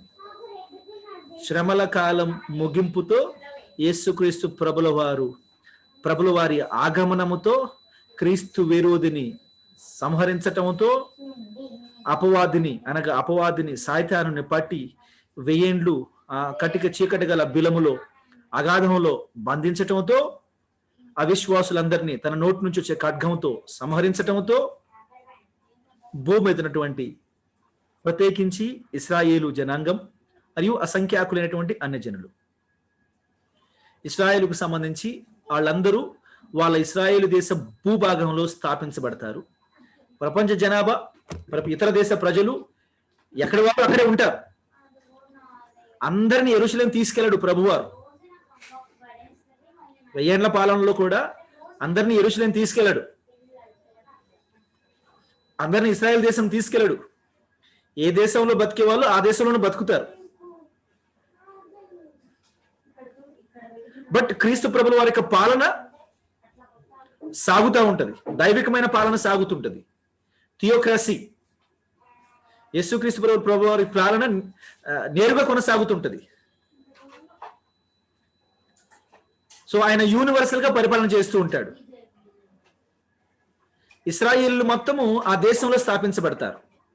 ఆయన యెరూషలేం కేంద్రంగా పరిపాలన చేస్తూ ఉంటాడు. ల్యాండ్ సెటిల్మెంట్ జరగాలి ముందు. ఇప్పటికీ ల్యాండ్ సెటిల్మెంట్ జరగలేదు. యెరూషలేమే ప్రాబ్లంలో ఉంది ఇప్పుడు, అవునా కాదా? టెంపుల్ ప్రిమైసెస్ ప్రాబ్లంలో ఉంది. టెంపుల్ సైట్ ఇంకా కూడా చాలా వరకు వాళ్ళ భూభాగంలో వాళ్ళలో ఉంది, వాళ్ళ స్వాధీనంలో ఉంది. వాళ్ళు అన్నప్పుడు మీరు అర్థం చేసుకోవాలి ఎవరనేది. ఇంకా టెంపుల్ ఇష్యూనే సార్ట్అవుట్ కాలేదు, టెంపుల్ సైటే వాళ్ళకి ఇవ్వబడలేదు,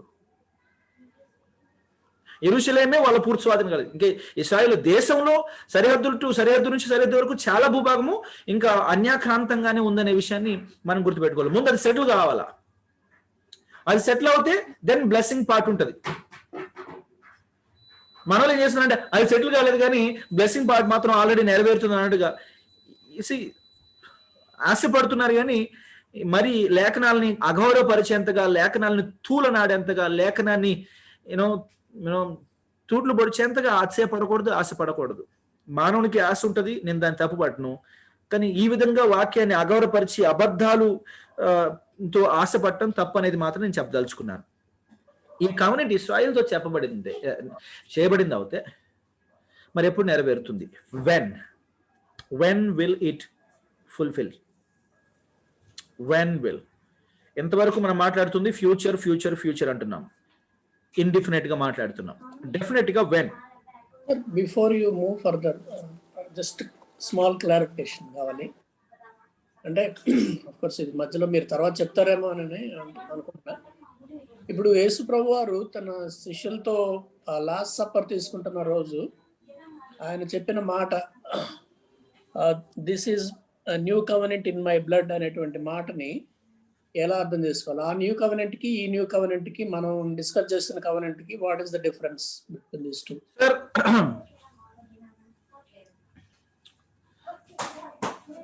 Okay, I'll tell you now. ఆ ప్రశ్న అడిగారు. బట్ నెక్స్ట్ పాయింట్ ఈస్ మనకి the relation of the church to the new covenant అనే పాయింట్ వస్తుంది. మీరు అలాగూ ఆ పాయింట్ తీసుకొచ్చారు కాబట్టి I would like to clarify it before it is too late. మీరు ఇరిటేట్ అయిపోతుంది, నేనే దానికి సమాధానం చెప్పేస్తాను, పని అయిపోద్ది. Having said it, yes, absolutely the blood of Jesus Christ is the foundation of new covenant, in contrast with the old covenant. But గుర్తుపెట్టుకోండి, this new covenant purely is based on the blood of Jesus Christ. But does not mean that యేసుక్రీస్తు ప్రభుల వారి యొక్క రక్తం మీద ఆధారపడింది కాబట్టి, నిర్మితమైంది కాబట్టి అది అందరికీ వర్తిస్తుంది, అందరి విషయంలో నెరవేరుతుంది, ఇశ్రాయేలుకు సంబంధం లేదు అనే చర్చ అసలు ఎక్కడ లేదు బైబిల్లో. ఆ న్యూ టెస్టామెంట్, న్యూ కవనెంట్, ఇశ్రాయేలీలు ఏ న్యూ కవనెంట్ అయితే కాదన్నారో ఆ న్యూ కవనెంట్ ని యేసుక్రీస్తు ప్రభుల వారి యొక్క రక్తం ఆధారితంగా స్థాపించిన తరువాత కూడా ఇశ్రాయేలు భవిష్యత్తును కూర్చున్నటువంటి ప్రత్యేకమైన రెఫరెన్సెస్ మనకి చాలా చోట్ల ఉన్నాయి. The future of the Israel గురించి మాట్లాడుతూ, the future of the Israel గురించి మాట్లాడుతూ మీరు అన్నారు the basis of new covenant is the blood of Jesus Christ అన్నారు కదా. Absolutely. And this new covenant belongs to the Israel అన్నారు.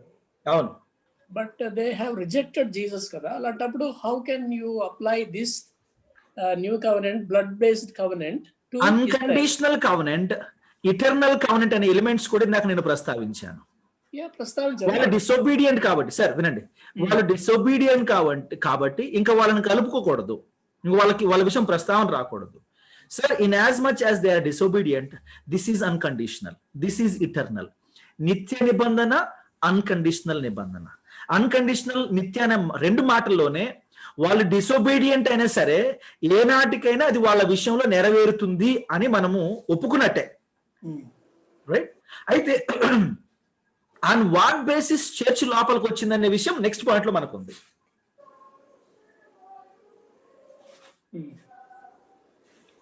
If you want me to repeat again, I'll repeat.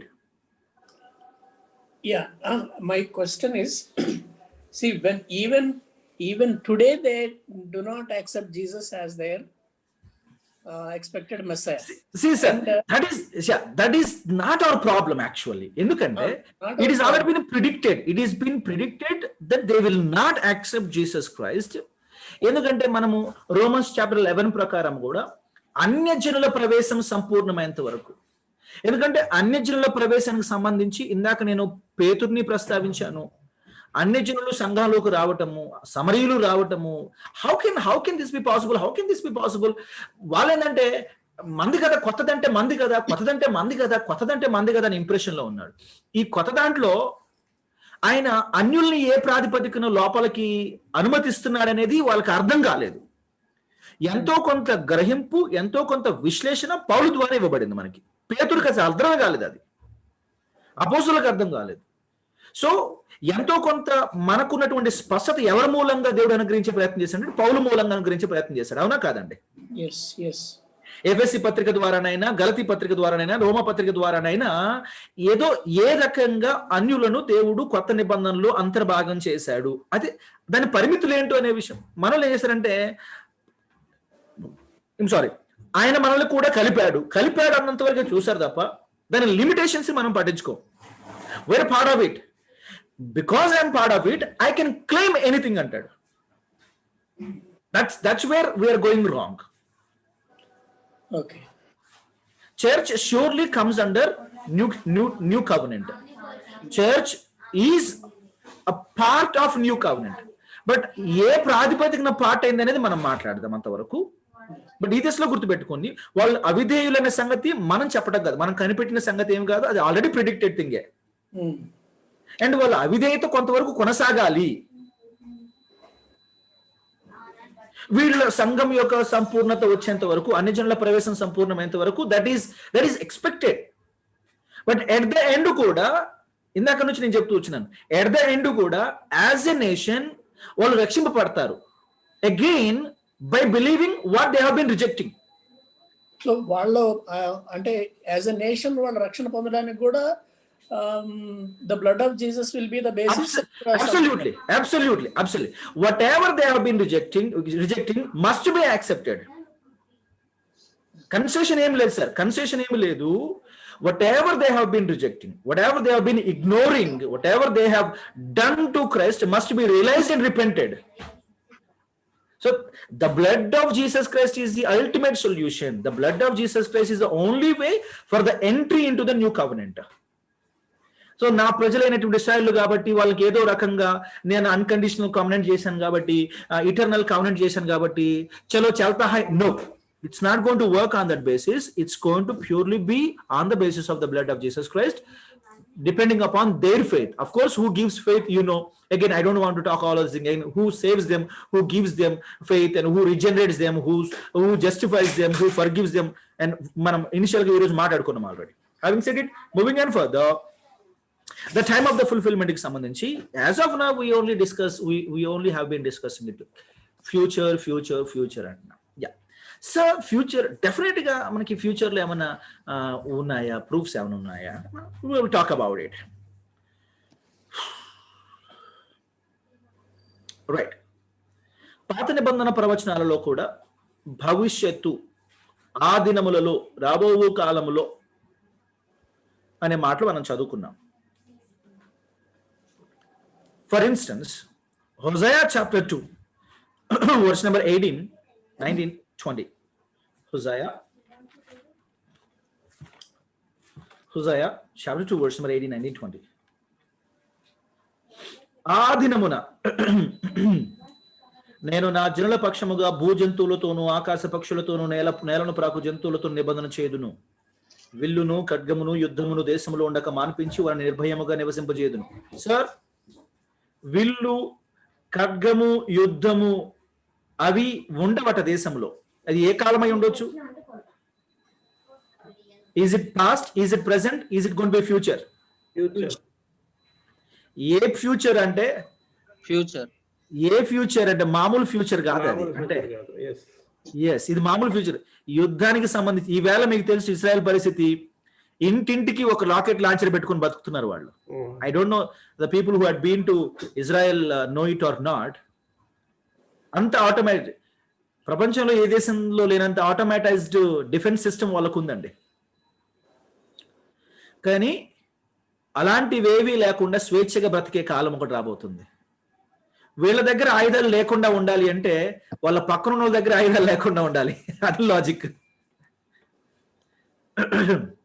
Benjamin Netanyahu ఒకనొక సందర్భంలో చేసిన ఒక statement నేను మీకు గుర్తు చేయని ఉద్దేశిస్తున్నాను. Benjamin Netanyahu, the prime minister of Israel, is he now the prime minister or did he change? మారాడండి? మారలేదు అనుకుంటా సార్. ఏం వెల్ ఈలోగా ఎవరన్నా అమ్మని అడగండి, అదే తల్లిని అడగండి, గూగుల్ తల్లిని. Mean while let me tell you what he said. if Arab countries puts their guns down, there will not be war. There will not be war. If Israel puts its guns down, there will not be Israel. అర్థమైందా? చుట్టూ ఉన్నటువంటి Arab దేశాలు వాళ్ళ బాంబులు వదిలేస్తే యుద్ధం ఉండదు, గొడవలు ఉండదు. కానీ ఇస్రాయేలు గనక గనులు వదిలేస్తే ఇస్రాయేలే ఉండదు. అంటే ఇట్ అపియర్స్ వాళ్ళ మనుగడ ఎంత ప్రమాదకరంగా ఉందో, ఎంత క్లిష్ట పరిస్థితుల్లో వాళ్ళు సర్వైవ్ అవుతున్నారు, ఇటే మనకి అర్థం కాగలదు ఆ స్టేట్మెంట్ బట్టి. బట్ వాళ్ళు ఎంతకాలం తమను తాము గన్నులు, తుపాకులు, రాకెట్ లాంచర్లు వీళ్ళతోటి ఎంతకాలం తమను తాము కాపాడుకుంటాం? ఏనాటికైనా వాళ్ళు ప్రభుత్వం తిరగాల్సిందే. నౌ హ్యావింగ్ సెడ్ ఇట్, దేశంలో ఈ మార్పులు రావాలి అంటే ఇరుగు పొరుగున్న దేశాలలో పరిస్థితులు మారాలి. ఇది ఎప్పుడు సాధ్యము? అరేబియన్ కంట్రీస్ ఎప్పుడు, అరబ్ కంట్రీస్ ఎప్పుడు వాళ్ళ యొక్క ఆర్మ్స్ అన్నిటిని కూడా బాంబులు, కత్తులు, కటార్లు అనే భాష వాడబడిన బాంబులు, యాక్చువల్గా ప్రెసెంట్ లో ఇప్పుడు రాకెట్లు, ఇవి నైట్రోజన్ బాంబులు, వాడెవరో ఇటు అణుబాంబులు ఎప్పుడు విడిచిపెడతారు? వీళ్ళు విడిచిపెట్టరు. ఇది ప్రస్తుత ఫ్యూచర్ కాదండి. ఇది ఒక భిన్నమైన ఫ్యూచర్. ఇది రావాలంటే చాలా మార్పు జరగాల. సో విఘ్నులు, తప్పకుండా మీకు అర్థమవుతుందని నేను అనుకుంటున్నాను. ఏదో జరగాలి, ఏదో దైవికమైన కార్యం బలంగా జరగాలి. ఇరుగు పక్క దేశాల దగ్గర బాంబులు ఉన్నప్పుడు నా దగ్గర లేకపోతే నేను ఎంత ఇన్సెక్యూరిటీ ఫీల్ అవుతానండి? మన భారతదేశానికే అలాంటి బలం లేకపోయి ఉంటే పాకిస్తాన్ వాళ్ళు ఊరుకునే వాళ్ళనా? అంతెందుకు మన సంఖలో కూర్చున్నటువంటి బంగ్లాదేశ్ వాళ్ళు ఊరుకునే వాళ్ళ? ఇంతే ఉన్నారులే కానీ మన దగ్గర బాంబు లేకపోతే ఇంకేముంది, మన దగ్గర ఆ డిఫెన్స్ సిస్టమ్ లేకపోతే వాళ్ళు ఎందుకు ఊరుకుంటారండి? ఎప్పుడో కోల్కతాని కలిపేసుకునే వాళ్ళే, ఈ శ్రీలంక వాళ్ళు ఆ కేరళని కలిపేసుకునే వాళ్ళే, తమిళనాడు కలిపేసుకునే వాళ్ళే.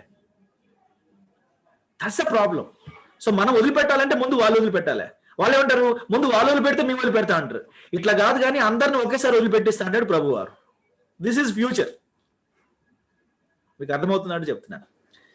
రైట్, హోషేయలో మనకు అర్థమైంది ఇది ఏదో భవిష్యత్, ఇది మామూలు భవిష్యత్తు కాదని మనకు అర్థమవుతుంది. యెషయా గ్రంథం 55వ అధ్యాయం 3వ వచనం చదువుకుందాం. యెషయా చాప్టర్ 55 వర్స్ నెంబర్ 3.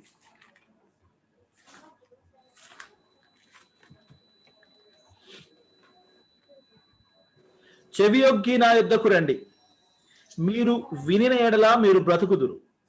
నేను మీతో నిత్య నిబంధన చేసేదను.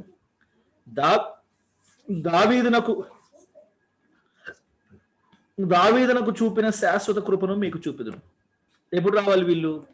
వీళ్ళని ఇప్పుడు కాదు పిలువబట్టి, ఎప్పటి నుంచో పిలుస్తున్నాడు. యెషయా కాలం నుంచే పిలుస్తున్నాడు. మనం కొంచెం ఒక అడుగు వెనకేసి పేజీ తిప్పితే అక్కడే ఉంటది 53వ అధ్యాయం 1వ వచనంలో. మేము తెలియజేసిన సమాచారం ఎవడు నమ్మెను, యెహోవా బాహు ఎవరికి బయలుపరచబడెను అనే మాటలు అక్కడ కనబడుతున్నాయి. సో ఇది ఇప్పటి సంగతి కాదు.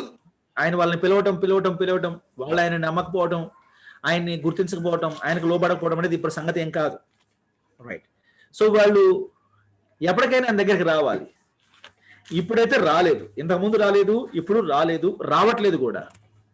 రావాలి అంటే అగైన్ ఇందాక నేను చెప్పినట్టు సార్, రావాలి అంటే వాళ్ళ చేతుల్లో వాళ్ళకి ఆధారం ఏమి ఉండకూడదు. ఈవేళ వాళ్ళ ఆధారము వాళ్ళ టెక్నాలజీ, వాళ్ళ ఆధారము వాళ్ళ డిఫెన్స్, వాళ్ళ ఎక్స్టర్నల్ అఫైర్స్ స్ట్రాటజీస్, ద్వైపాక్షిక అనుబంధాలు, యూరోపియన్ కంట్రీస్ లో బలమైనటువంటి దేశాలతో వాళ్ళకున్నటువంటి ఒప్పందాలు. సో ఇన్నిటిని బట్టి వాళ్ళు అన్నిటిని వదిలేసి దేవుని వైపు చూసే పరిస్థితి ఉందంటారా? ఇప్పుడు యాజ్ ఎ నేషన్ వాళ్ళని పక్కన పెడదాం, మనం ఆ విధంగా దేవుని వైపు చూసే పరిస్థితి ఉందంటారా? లేదు. ఒక ఎగ్జాంపుల్, మీ అందరికి బాగా తెలిసిన ఎగ్జాంపుల్, గతంలో చెప్పినట్టున్నాను. ఒక వ్యక్తి ఎక్కడో హిమాలయాల్లో నడుస్తూ పోతా, మంచి విశ్వాసి నడుస్తూ పోతా, జారి ఒక లోయలో పడిపోతా జారుతూ లోయలో పడిపోతూ చేతి కారణంగా ప్రయత్నం చేస్తుంటే చేతికి ఒక చెట్టు కొమ్మ మీద దొరికిందంట. దాన్ని పట్టుకుని వేలాటం మొదలు పెట్టాడు. గట్టిగా బిగ్గరగా అరిచి ప్రార్థన చేశాడట. ఏమని? ప్రభువా, నువ్వు ఉన్నావని నమ్ముతున్నాను, నువ్వు ఉంటే దయచేసి నన్ను కాపాడు, నన్ను పైకి తీసుకెళ్ళు. అంటే పైకి అంటే మరీ పైకి కాదులే ప్రభువా, ఈ లోయలోంచి పైకి. అంటే పైకి అంటే మళ్ళీ అసలే పైకి అనుకున్నాడు అనుకోండి, ఇబ్బంది కదా.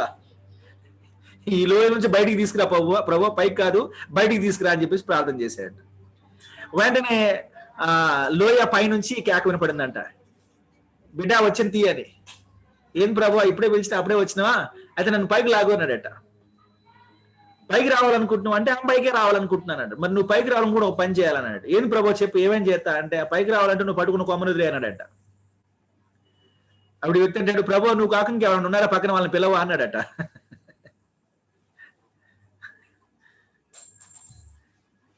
So that's how it is. అంటే వీ ఆల్రెడీ ప్రిఫిగర్డ్, మనం already we create our own problem, we create our own solution. మన ప్రాబ్లం చేసుకునేది మనమే, సొల్యూషన్ చెప్పేది కూడా మనమే. వాడు ఏం ఎక్స్పెక్ట్ చేశాడు? దేవుడు కాబట్టి అలా ఎగురుతూ వచ్చి అలా ఎగురుతూ పట్టుకుని పోతాడని. అలా అన్నా నన్ను కాపాడు. లేదా నువ్వు దేవుడు కాబట్టి నీ చెయ్యి అలా పొడుగ్గా చాపంగానే ఆ చెయ్యి అలా అమాంత పొడగవుతూ వచ్చేసి నన్ను పట్టుకుని పైకి లాగు. లేదా ఒక నిచ్చెన లాంటి దాన్ని వేలాడి తీయు, దాన్ని పట్టుకుని పైకి ఎక్కేస్తాను. ఇలా చెయ్యి ప్రభువా.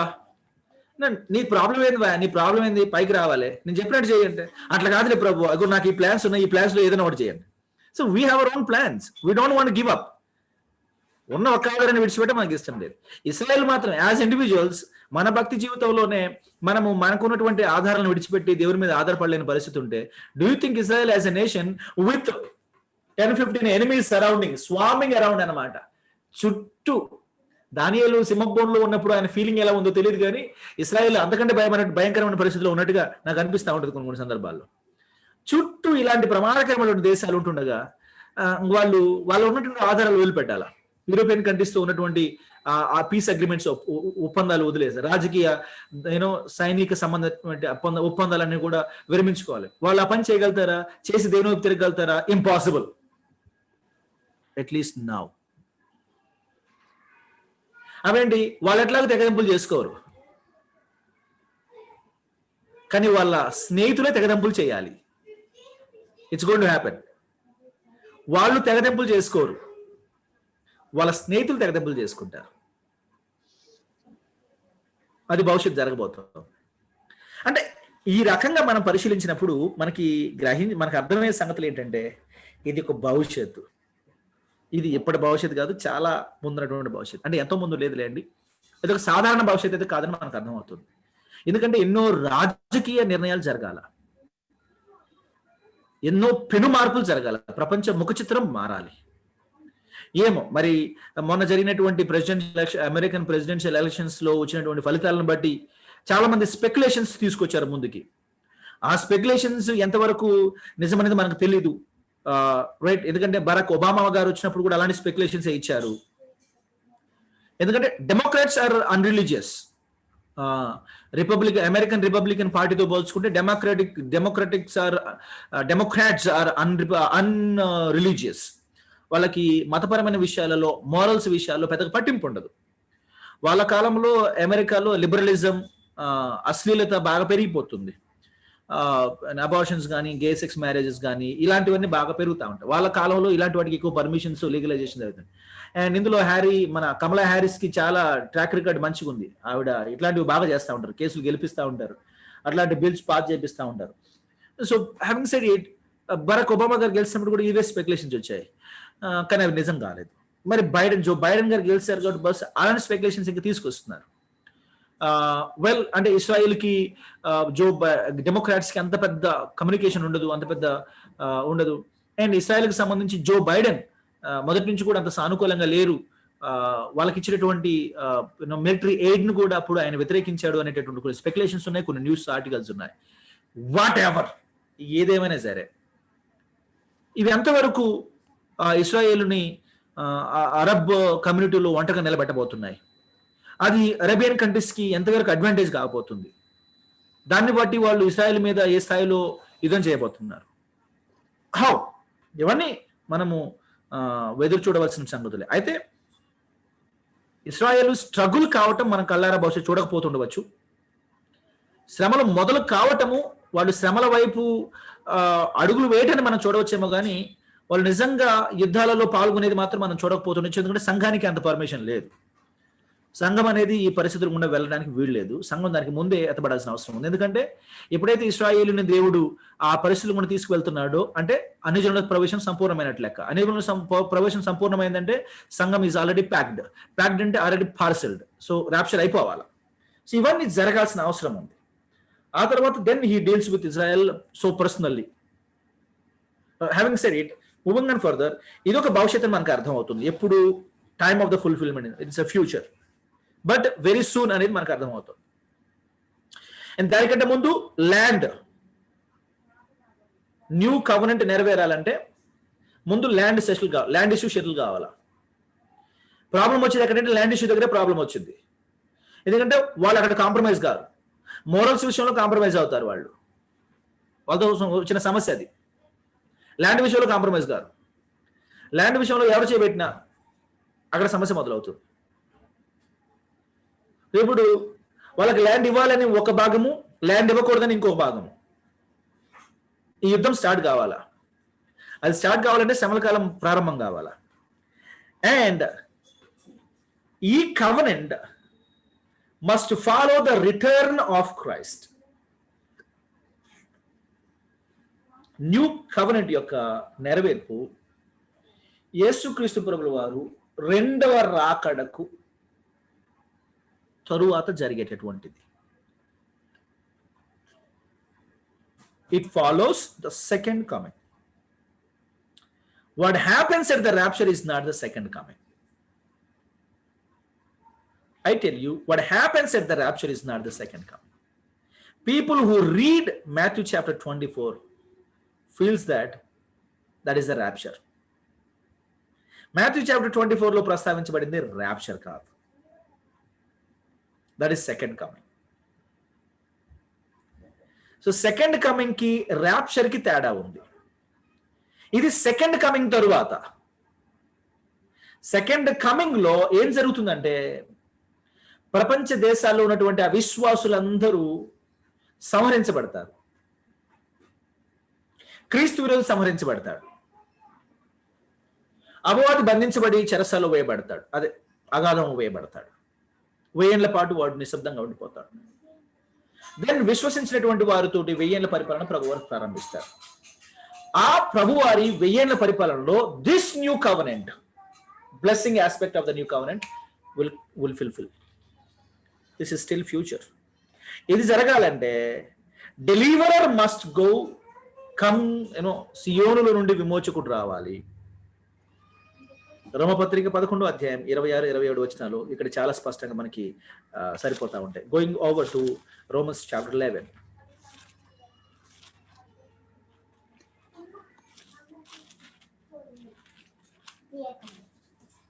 Verse number 26 and 27.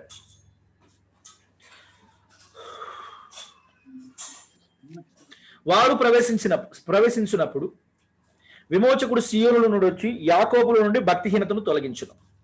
సియోనుల నుండి వచ్చి యాకోబుల నుండి భక్తిహీనతను తొలగించును. అది ఆయన చేయాల్సిన పనే. నేను వారి పాపములు పరిహరించినప్పుడు ఆయన చేయాల్సిన పనే. వారి వలన నా వలన వారికి కలుగు నిబంధన ఇదే. ఏంటది? అని రాయబడినట్టు ఇశ్రాయేలు జనులందరూ రక్షింపబడుదురు. This is it. జనులందరూ అన్నప్పుడు ఆ మధ్య నేను మీకు ఒక క్యాలిక్యులేషన్ ఇచ్చాను. అందరూ అంటే అందరూ రక్షణ పడతారని కాదు. ఆ జనాలు ఎంతమంది ఉంటారో మీరు ఒకసారి ఆలోచించండి. మీకు క్విక్గా చెప్పేస్తాను. ఇశ్రాయేల్ జనాభా ఎంత అండి? ఇజ్రాయెల్ దేశ జనాభా ఎంత అండి? ఇప్పుడు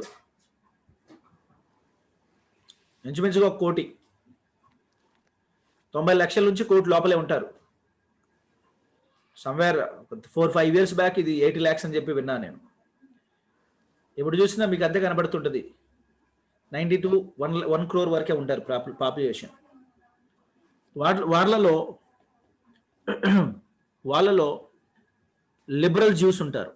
లిబరల్ జ్యూస్ అంటే పెద్దగా భక్తి, విశ్వాసం, నిబంధనలు పట్టింపు లేనటువంటి వాళ్ళు ఉంటారు కదండి. వాళ్ళని లిబరల్ జ్యూస్ అంటారు.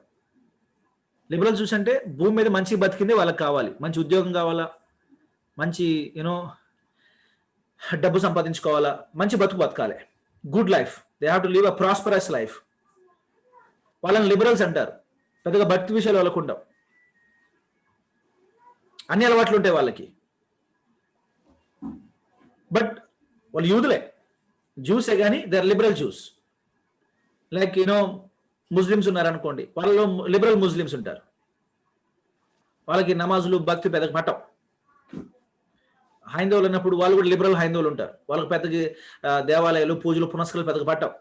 వాళ్ళు ఏంటంటే మనం పుట్టినాం, మంచి చదువుకోవాలా, లేకపోతే మంచి ఉద్యోగం చేసుకోవాలా, ఒక కుటుంబం ఉండాలి, ఇల్లు వాకిలి, మంచి ఫ్యామిలీ, ప్రాస్పరస్గా బతకాలి, రైట్? జీవితంలో అంది వచ్చిన ప్రతి అవకాశం సద్వినియోగం చేసుకోవాలా, మంచిగా అన్ని అనుభవాలు కలిగి ఉండాలా, కోరింది పొందుకోగలగాలి, అలాంటి బతకాలి. ఇలాంటి వాళ్ళు లిబరల్స్ అనమాట.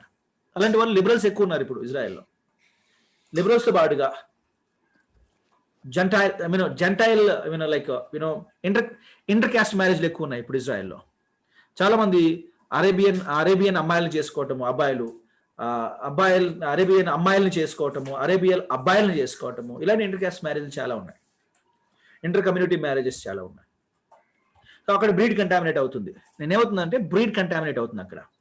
మనకు అలాంటి ప్రాబ్లమ్స్ ఏం లేవు. దయచేసి మీరు అలా ఫీల్ కాబాకండి. చూసారా, సార్ చెప్పారు క్లాస్లో, క్యాస్ట్ మారితే బ్రీడ్ కంటామినేట్ అవుద్దు అన్నారు. ఎలాంటి పిచ్చి లాజిక్లు అని తీయబాకండి. ఇక్కడ మనకి బ్రీడ్ లేడు, పొందలేదు, రైట్? విశ్వాస అయి ఉండాలి చాలు. మళ్ళీ క్యాస్ట్ తీసి రాబకండి. యూదుల కంటే ఒక లెగసీ ఉంది. వాళ్ళకి భౌతికంగా కొన్ని ప్రామిసెస్ ఉన్నాయి కాబట్టి వాళ్ళు బ్రీడ్ మస్ట్ బి ప్రిజర్వ్డ్. ఎందుకంటే దేవుడు మాట నెరవేరడం కొరకైనా breed must be preserved, right? అదివరకు అయితే పక్కన పెట్టండి. మళ్ళీ దీన్ని తీసుకెళ్లి మన సంఘాల్లో బోధించకండి, రైట్? ఒక విశ్వాసం ఇంకొక విశ్వాసం చేసుకోవాలి. చదువుకున్న వాళ్ళు చేసుకుంటే మంచిది, రైట్? సో అది చూసుకోండి, కానీ మళ్ళీ క్యాస్ట్ మన్ను మశానం అని చూసుకోవద్దు. ఇవన్నీ బోధించవద్దు. ఒక పెద్ద ఆయన నాకు బోధించిన ఆయన నాకు పెళ్లి సంబంధం వాళ్ళ కుటుంబంలో ఒక సభ్యులకి పెళ్లి సంబంధం చూడమని చెప్పారు. దగ్గర పిలిచి కుమార్ కొంచెం మనోళ్ళని చూడన్నాడు. మనోళ్ళు అంటే ఏంది అన్నాను. అంతే ఇంకా అదే మనోళ్ళే అంటున్నాడు. మనోళ్ళు అంటే ఏంది సార్ అని. అర్థమవుతుందా?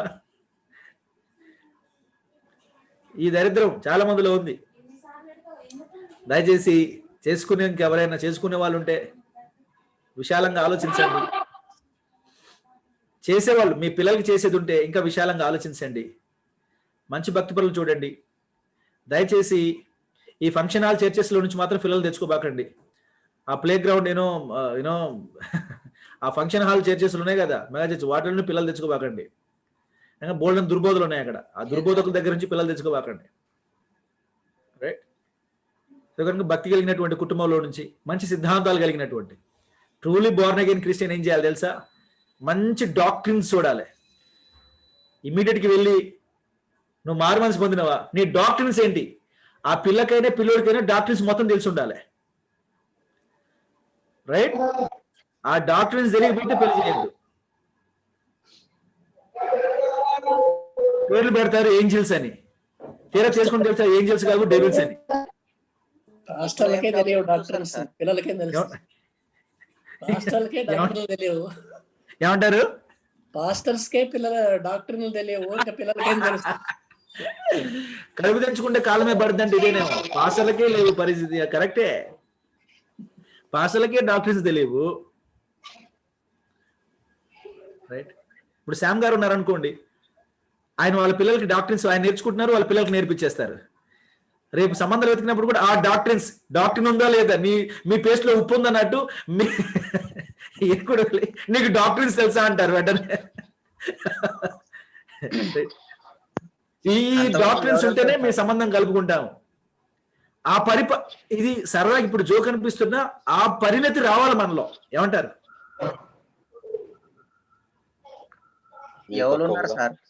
మీకు ఒక ఉదాహరణ చెప్పాలి సార్. నేను ఇప్పుడు the live example I am telling you. I said bluntly no.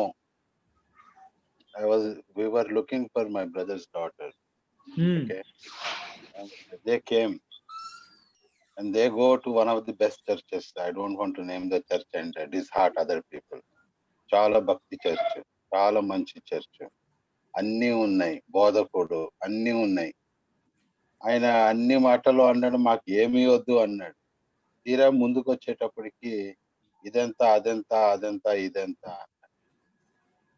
ఆయన గురించి ఎంక్వైరీ చేస్తే ఆయన బోధకుడు. ఆశ్చర్యపోయాం, ఏం చేయాలో అర్థం కాక సారీ అని చెప్పేస్తాను. వెయిటింగ్ ఆన్ గాడ్ అండ్ ఉన్నారు. ఇలాంటి పరిస్థితి ఉంది.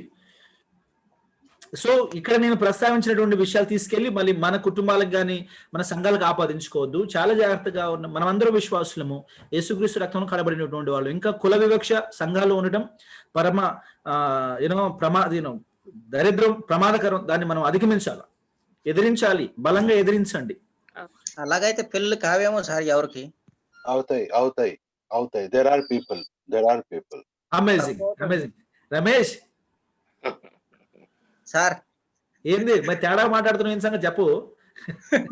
ఏమో సార్, అలాగా డాక్టరేట్ అంటే వాళ్ళు ఎవరు మనము కాదు. నిజం. మీకు ఎందుకు నేను డాక్టర్ ఇన్సిస్ట్ చేస్తున్నాను అంటే, పరిశుద్ధ లేఖనం సద్బోధ ఇన్సిస్ట్ చేస్తుంది. అన్ని చూస్తున్నారు కానీ అసలు వాళ్ళు ఏ డాక్టర్ నమ్ముతారు, వాళ్ళ సిద్ధాంతాలు ఏంటి, వాళ్ళు నమ్మేది సత్యమా లేదా? ఏంటంటే క్రిస్టియన్ ఫ్యామిలీ కాదు sir. Don't look for a Christian family, look for a believers family with sound doctrines.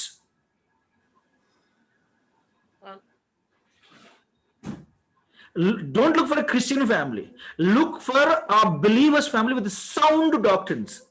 Sound doctrine అనే పదం బైబిల్లో వాడబడింది multiple times. Sound doctrine. Sound పార్టీలు చూసుకుంటాం మనం, సౌండ్ డాక్ట్రిన్స్ కూడా మనం చూసేది సౌండ్ పార్టీలు.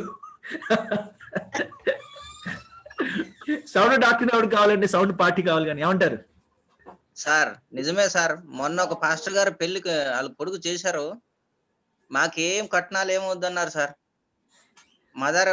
మదపూర్ లో ఒక ఇల్లు కొనిసివ్వండి చాలా అన్నాడు అంతే. ఆయన ఇప్పుడు తల కొట్టుకుంటున్నాడు పాస్టర్ గారు. రైట్. సో ఈ ప్రమాదం. So look for sound doctrine, not for sound party. Moving on further ఈ యొక్క కవెనెంట్ నెరవేర్పు గురించి మనం మాట్లాడుకుంటున్నాం కాబట్టి ఎప్పుడంటే ఇట్ ఈస్ అంటే ఇజ్రాయెల్లో జ్యూస్ ఉన్నారు, ఇజ్రాయెల్లో యూదులు ఉన్నారు. అయితే వాళ్ళలో లిబరల్స్ పోను, ఇలా అంట అట్లా ఇట్లా పోను, వాళ్ళలో కన్జర్వేటివ్ జ్యూస్ ఎంతమంది ఉంటారు. కన్జర్వేటివ్ జ్యూస్ లో కూడా కన్జర్వేటివ్ జ్యూస్ లో కూడా అగైన్ అంటే ఈ యూదులలో మళ్ళీ విశ్వాసులు కూడా ఉన్నారు, క్రిస్టియన్స్ కూడా ఉన్నారు, అంటే బిలీవర్స్ ఉన్నారు, క్రిస్టియన్ బిలీవర్స్ ఉన్నారు. వాళ్ళు సేఫ్ అండి, వాళ్ళు సేఫ్, వాళ్ళ గురించి మనకు సిబ్బంది లేదు. కానీ ఇంకా క్రీస్తు విరోధి కాలం వరకు కూడా, శ్రమల కాలం వరకు కూడా, యేసుప్రభుల వారు భూమి మీదకి దిగి వచ్చే కాలం వరకు కూడా ఇంకా కన్జర్వేటివ్ జ్యూస్ కొందరు ఉంటారు. ఆ కన్జర్వేటివ్ జ్యూస్ చాలా మంది క్రీస్తు విరోధి చేత చంపబడతారు. కన్జర్వేటివ్ జ్యూస్ అని నాకు అర్థమవుతుంది, మందిరానికి సంబంధించి, పూజకు సంబంధించి, అదే వాళ్ళ భక్తి ఆచారాలకు సంబంధించి తేడాన్ని వాళ్ళు సహించరు. క్రీస్తు విరోధి చేసే మార్పులు వాళ్ళు సహించరు, ఎదురు తిరిగితే వాడు చంపడం మొదలు పెడతాడు. వాడు వెతికి చంపుతా ఉంటాడు. ఎందుకంటే వాగ్దానాల నెరవేర్పు, నిబంధనల నెరవేర్పును ఆటంకపరచాలని వానికి కూడా తెలుసు. ఆది నుంచి వాడు క్రీస్తు దేవుని యొక్క ప్రమాణాలు, దేవుని యొక్క నిబంధనలను ఆటంకపరుస్తూనే ఉన్నాడు కదా. సో వీళ్ళందరినీ సంహరించాలి అనే ప్లాన్ లో వాడుంటాడు. అయినా కొందరు మాత్రం తప్పించుకొని బ్రతికి బట్టగడతారు. యేసుక్రీస్తు ప్రభుల వారి యందు విశ్వసించి సర్వైవ్ అవుతారు. యేసుక్రీస్తు ప్రభుల వారి యందు విశ్వసించి అంటే ఆయన మరణ సమాధి పునరుద్ధానాలను విశ్వసించి చావకుండా బ్రతికి బట్టగడతారు. అంటే ఇప్పుడు ఈ కాలంలో యేసుప్రభు వారిని నమ్మి విశ్వాసులైనటువంటి వాళ్ళు సంఘంతో పాటు ఎత్తబడతారు. శ్రమల కాలంలో నమ్మి యేసుక్రీస్తు ప్రభుల వారి యొక్క రక్తంలో క్షమాపణ, పాప క్షమాపణ, పరలోక నిరీక్షణ నమ్మి విశ్వసించి క్రీస్తు విరోధి చేతిలో చావకుండా బ్రతికి బట్టగట్టే వాళ్ళు చాలా స్వల్ప సంఖ్య. ఆ ఒక స్వల్ప సంఖ్యతో తీసుకెళ్లి ప్రభువారు 1000 ఏళ్ల పరిపాలన స్టార్ట్ చేస్తాడు. అంటే ఇది ఆయన రాకడకు తదుపరి జరిగేటటువంటి కార్యక్రమం అని మనకు అర్థం అవుతుంది. అండ్ ఈ ప్రక్రియలో వాళ్ళ పాపాలన్నీ తొలగించబడాలనే మాట, సియోనులో నుండి విమోచకుడు వచ్చి యాకోబులో నుండి భక్తిహీనతను తొలగించాను. ఆ భక్తిహీనతను తొలగించాలి. అది ఆయన చేయాల్సిన పనే, వాళ్ళు చేసే పని కాదు. అండ్ ఎప్పుడు జరుగుతాయ్యా ఈ పనులు అంటే మిలీనియం ఈజ్ ద సొల్యూషన్. మరి మిలీనియం లేదనే వాళ్ళు ఈ ఎపిసోడ్స్ అన్ని తీసుకెళ్లి, ఈ ఇన్సిడెంట్స్ అన్ని తీసుకెళ్లి ఎక్కడ లొకేట్ చేస్తారు, ఎక్కడ వీటిని అకామిడేట్ చేస్తారనేది $1 మిలియన్ ప్రశ్న. పోనీ ఇప్పుడే మిలీనియం నడుస్తుంది అనుకుందాము, మిలీనియం లేదనే అందాం వాళ్ళతో పాటు. సరే ఒక నిమిషానికి. మరి ఇవన్నీ ఎప్పుడు జరగాలి? వీటన్నిటిని హిస్టరీలో గతంలో ఎక్కడ లొకేట్ చేస్తారు, భవిష్యత్తులో ఎక్కడ అకామిడేట్ చేస్తారు? హిస్టరీలో you cannot locate it, in the future you cannot accommodate it. ఎందుకు? ఇదే మిలీనియం అన్నప్పుడు ఇంక ఇవి ఎప్పుడు జరగాలి?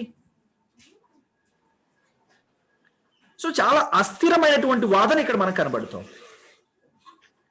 మనము లేఖనాలను పరిశీలించి విజ్ఞతతో, విచక్షణతో ఆలోచించి ఈ ప్రమాదకరమైనటువంటి బోధను బహుబలంగా ఎదుర్కోగలగాల. అండ్ మిలీనియం వాదులు, ఈ కింగ్డమ్ వాదులు, ఇప్పుడే దేవుని రాజ్యం కొనసాగుతుందని చెప్పే వాదులు ఎప్పుడు కూడా ఇక్కడ రాసుకోరు, నుదుటి మీద రాసుకొని రారు. వాళ్ళు మనలో ఒకరుగానే ఉంటారు. చాలా సటిల్ చాలా కుయుక్తిగా వాళ్ళు ఉంటారు. ప్రమాదకరమైన బోధను మెల్లిగా ఇంజెక్ట్ చేస్తూ ఉంటారు.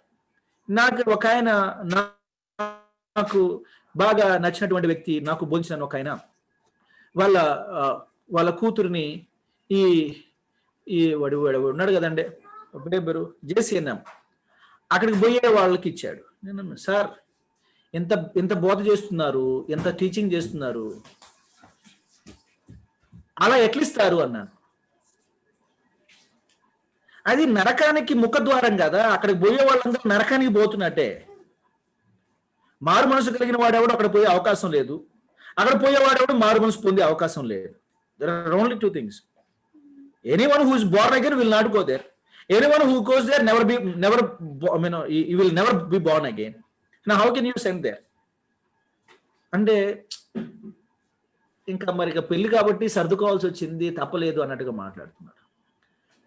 అంటే see what kind of teaching, ఎలాంటి బోధ వాళ్ళకి ఇవ్వబడుతుంది, భవిష్యత్తును గురించినటువంటి అత్యంత కీలకమైన విషయాల్లో కాంప్రమైజ్ కావటం, పిల్లల్ని అంత పెంచుకోవటము, తీసుకెళ్లి నిత్యత్వానికి సంబంధించిన విషయాలలో కాంప్రమైజ్ కావటం, తిండి విషయంలో కాంప్రమైజ్ గారు, ఎడ్యుకేషన్ విషయంలో కాంప్రమైజ్ గారు, జాబ్స్ విషయంలో కాంప్రమైజ్ గారు, వాడే వస్తువుల విషయంలో కాంప్రమైజ్ గారు, డ్రెస్ విషయంలో కాంప్రమైజ్ గారు, అన్నిటిని బెస్ట్ క్వాలిటీ ఇస్తారు పిల్లలకి.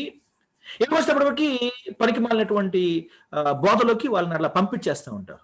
అత్యంత ప్రమాదకరమైన నిర్ణయంగా నేను దీన్ని భావిస్తున్నాను. పేరెంట్స్ అన్నిట్లో చాలా జాగ్రత్తగా చూసుకునేవాళ్ళు అటేడు తరాలు ఇటేడు తరాలు చూస్తారట, అది తెలుగులో మనకున్న మాట. కానీ భక్తి విషయాల్లో ఇవేమి పరిశీలించరు అసలు. గుడికి పోయేటోళ్ళు అయితే చాలు. This is the problem. Having said it, ఇది తప్పకుండా మిలీనియంలో జరగవలసినటువంటి పనే. మిలీనియానికి ముందు ఇది జరగదు. ఎందుకంటే విమోచకుడు రావాలి, ఇన్ పర్సన్ వాళ్ళని నడిపించాలి, in person he has to rule. ఈలోగా ఆయన ల్యాండ్ క్లెయిమ్ చేస్తాడు. ల్యాండ్ వచ్చినప్పుడు ఆ ల్యాండ్ లో పీపుల్ ఉంటారు, సీడ్ ఉంటుంది. ఈ 3 దగ్గరికి వచ్చినప్పుడు మాత్రమే బ్లెస్సింగ్ ఉంటుంది. ల్యాండ్ లేకుండా, సీడు లేకుండా, పీపుల్ లేకుండా బ్లెస్సింగ్ కావాలంటే కుదరదు. అయితే మరి నేడు చర్చి ఎంతో కొంత బ్లెస్సింగ్స్ అనుభవిస్తుంది కదా, ఎన్నో కొన్ని బ్లెస్సింగ్స్ పొందుకుంటుంది కదా అంటే yes, I don't want to say no, yes. కానీ what kind of blessing? And how is that possible that church is receiving blessings? సంఘం ఏ విధంగా ఆశీర్వాదాలు పొందుకుంటుంది? సంఘం ఏ విధంగా నూతన నిబంధనలో అంతర్భాగమైంది? ఏ ప్రాతిపదికన? శాశ్వతమా, అశాశ్వతమా, తాత్కాలికమా? అన్నిటి వర్తిస్తాయా, కొన్నే వర్తిస్తాయా? మిగతా సంగతులు మనం ప్రభు చేతి వచ్చేవారు మాట్లాడుకుందాం. అంతవరకు సెలవు. God bless you all.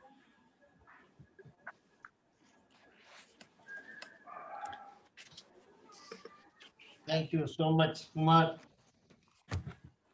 Thank you, sir. It's very, very important. So, వెళ్ళినా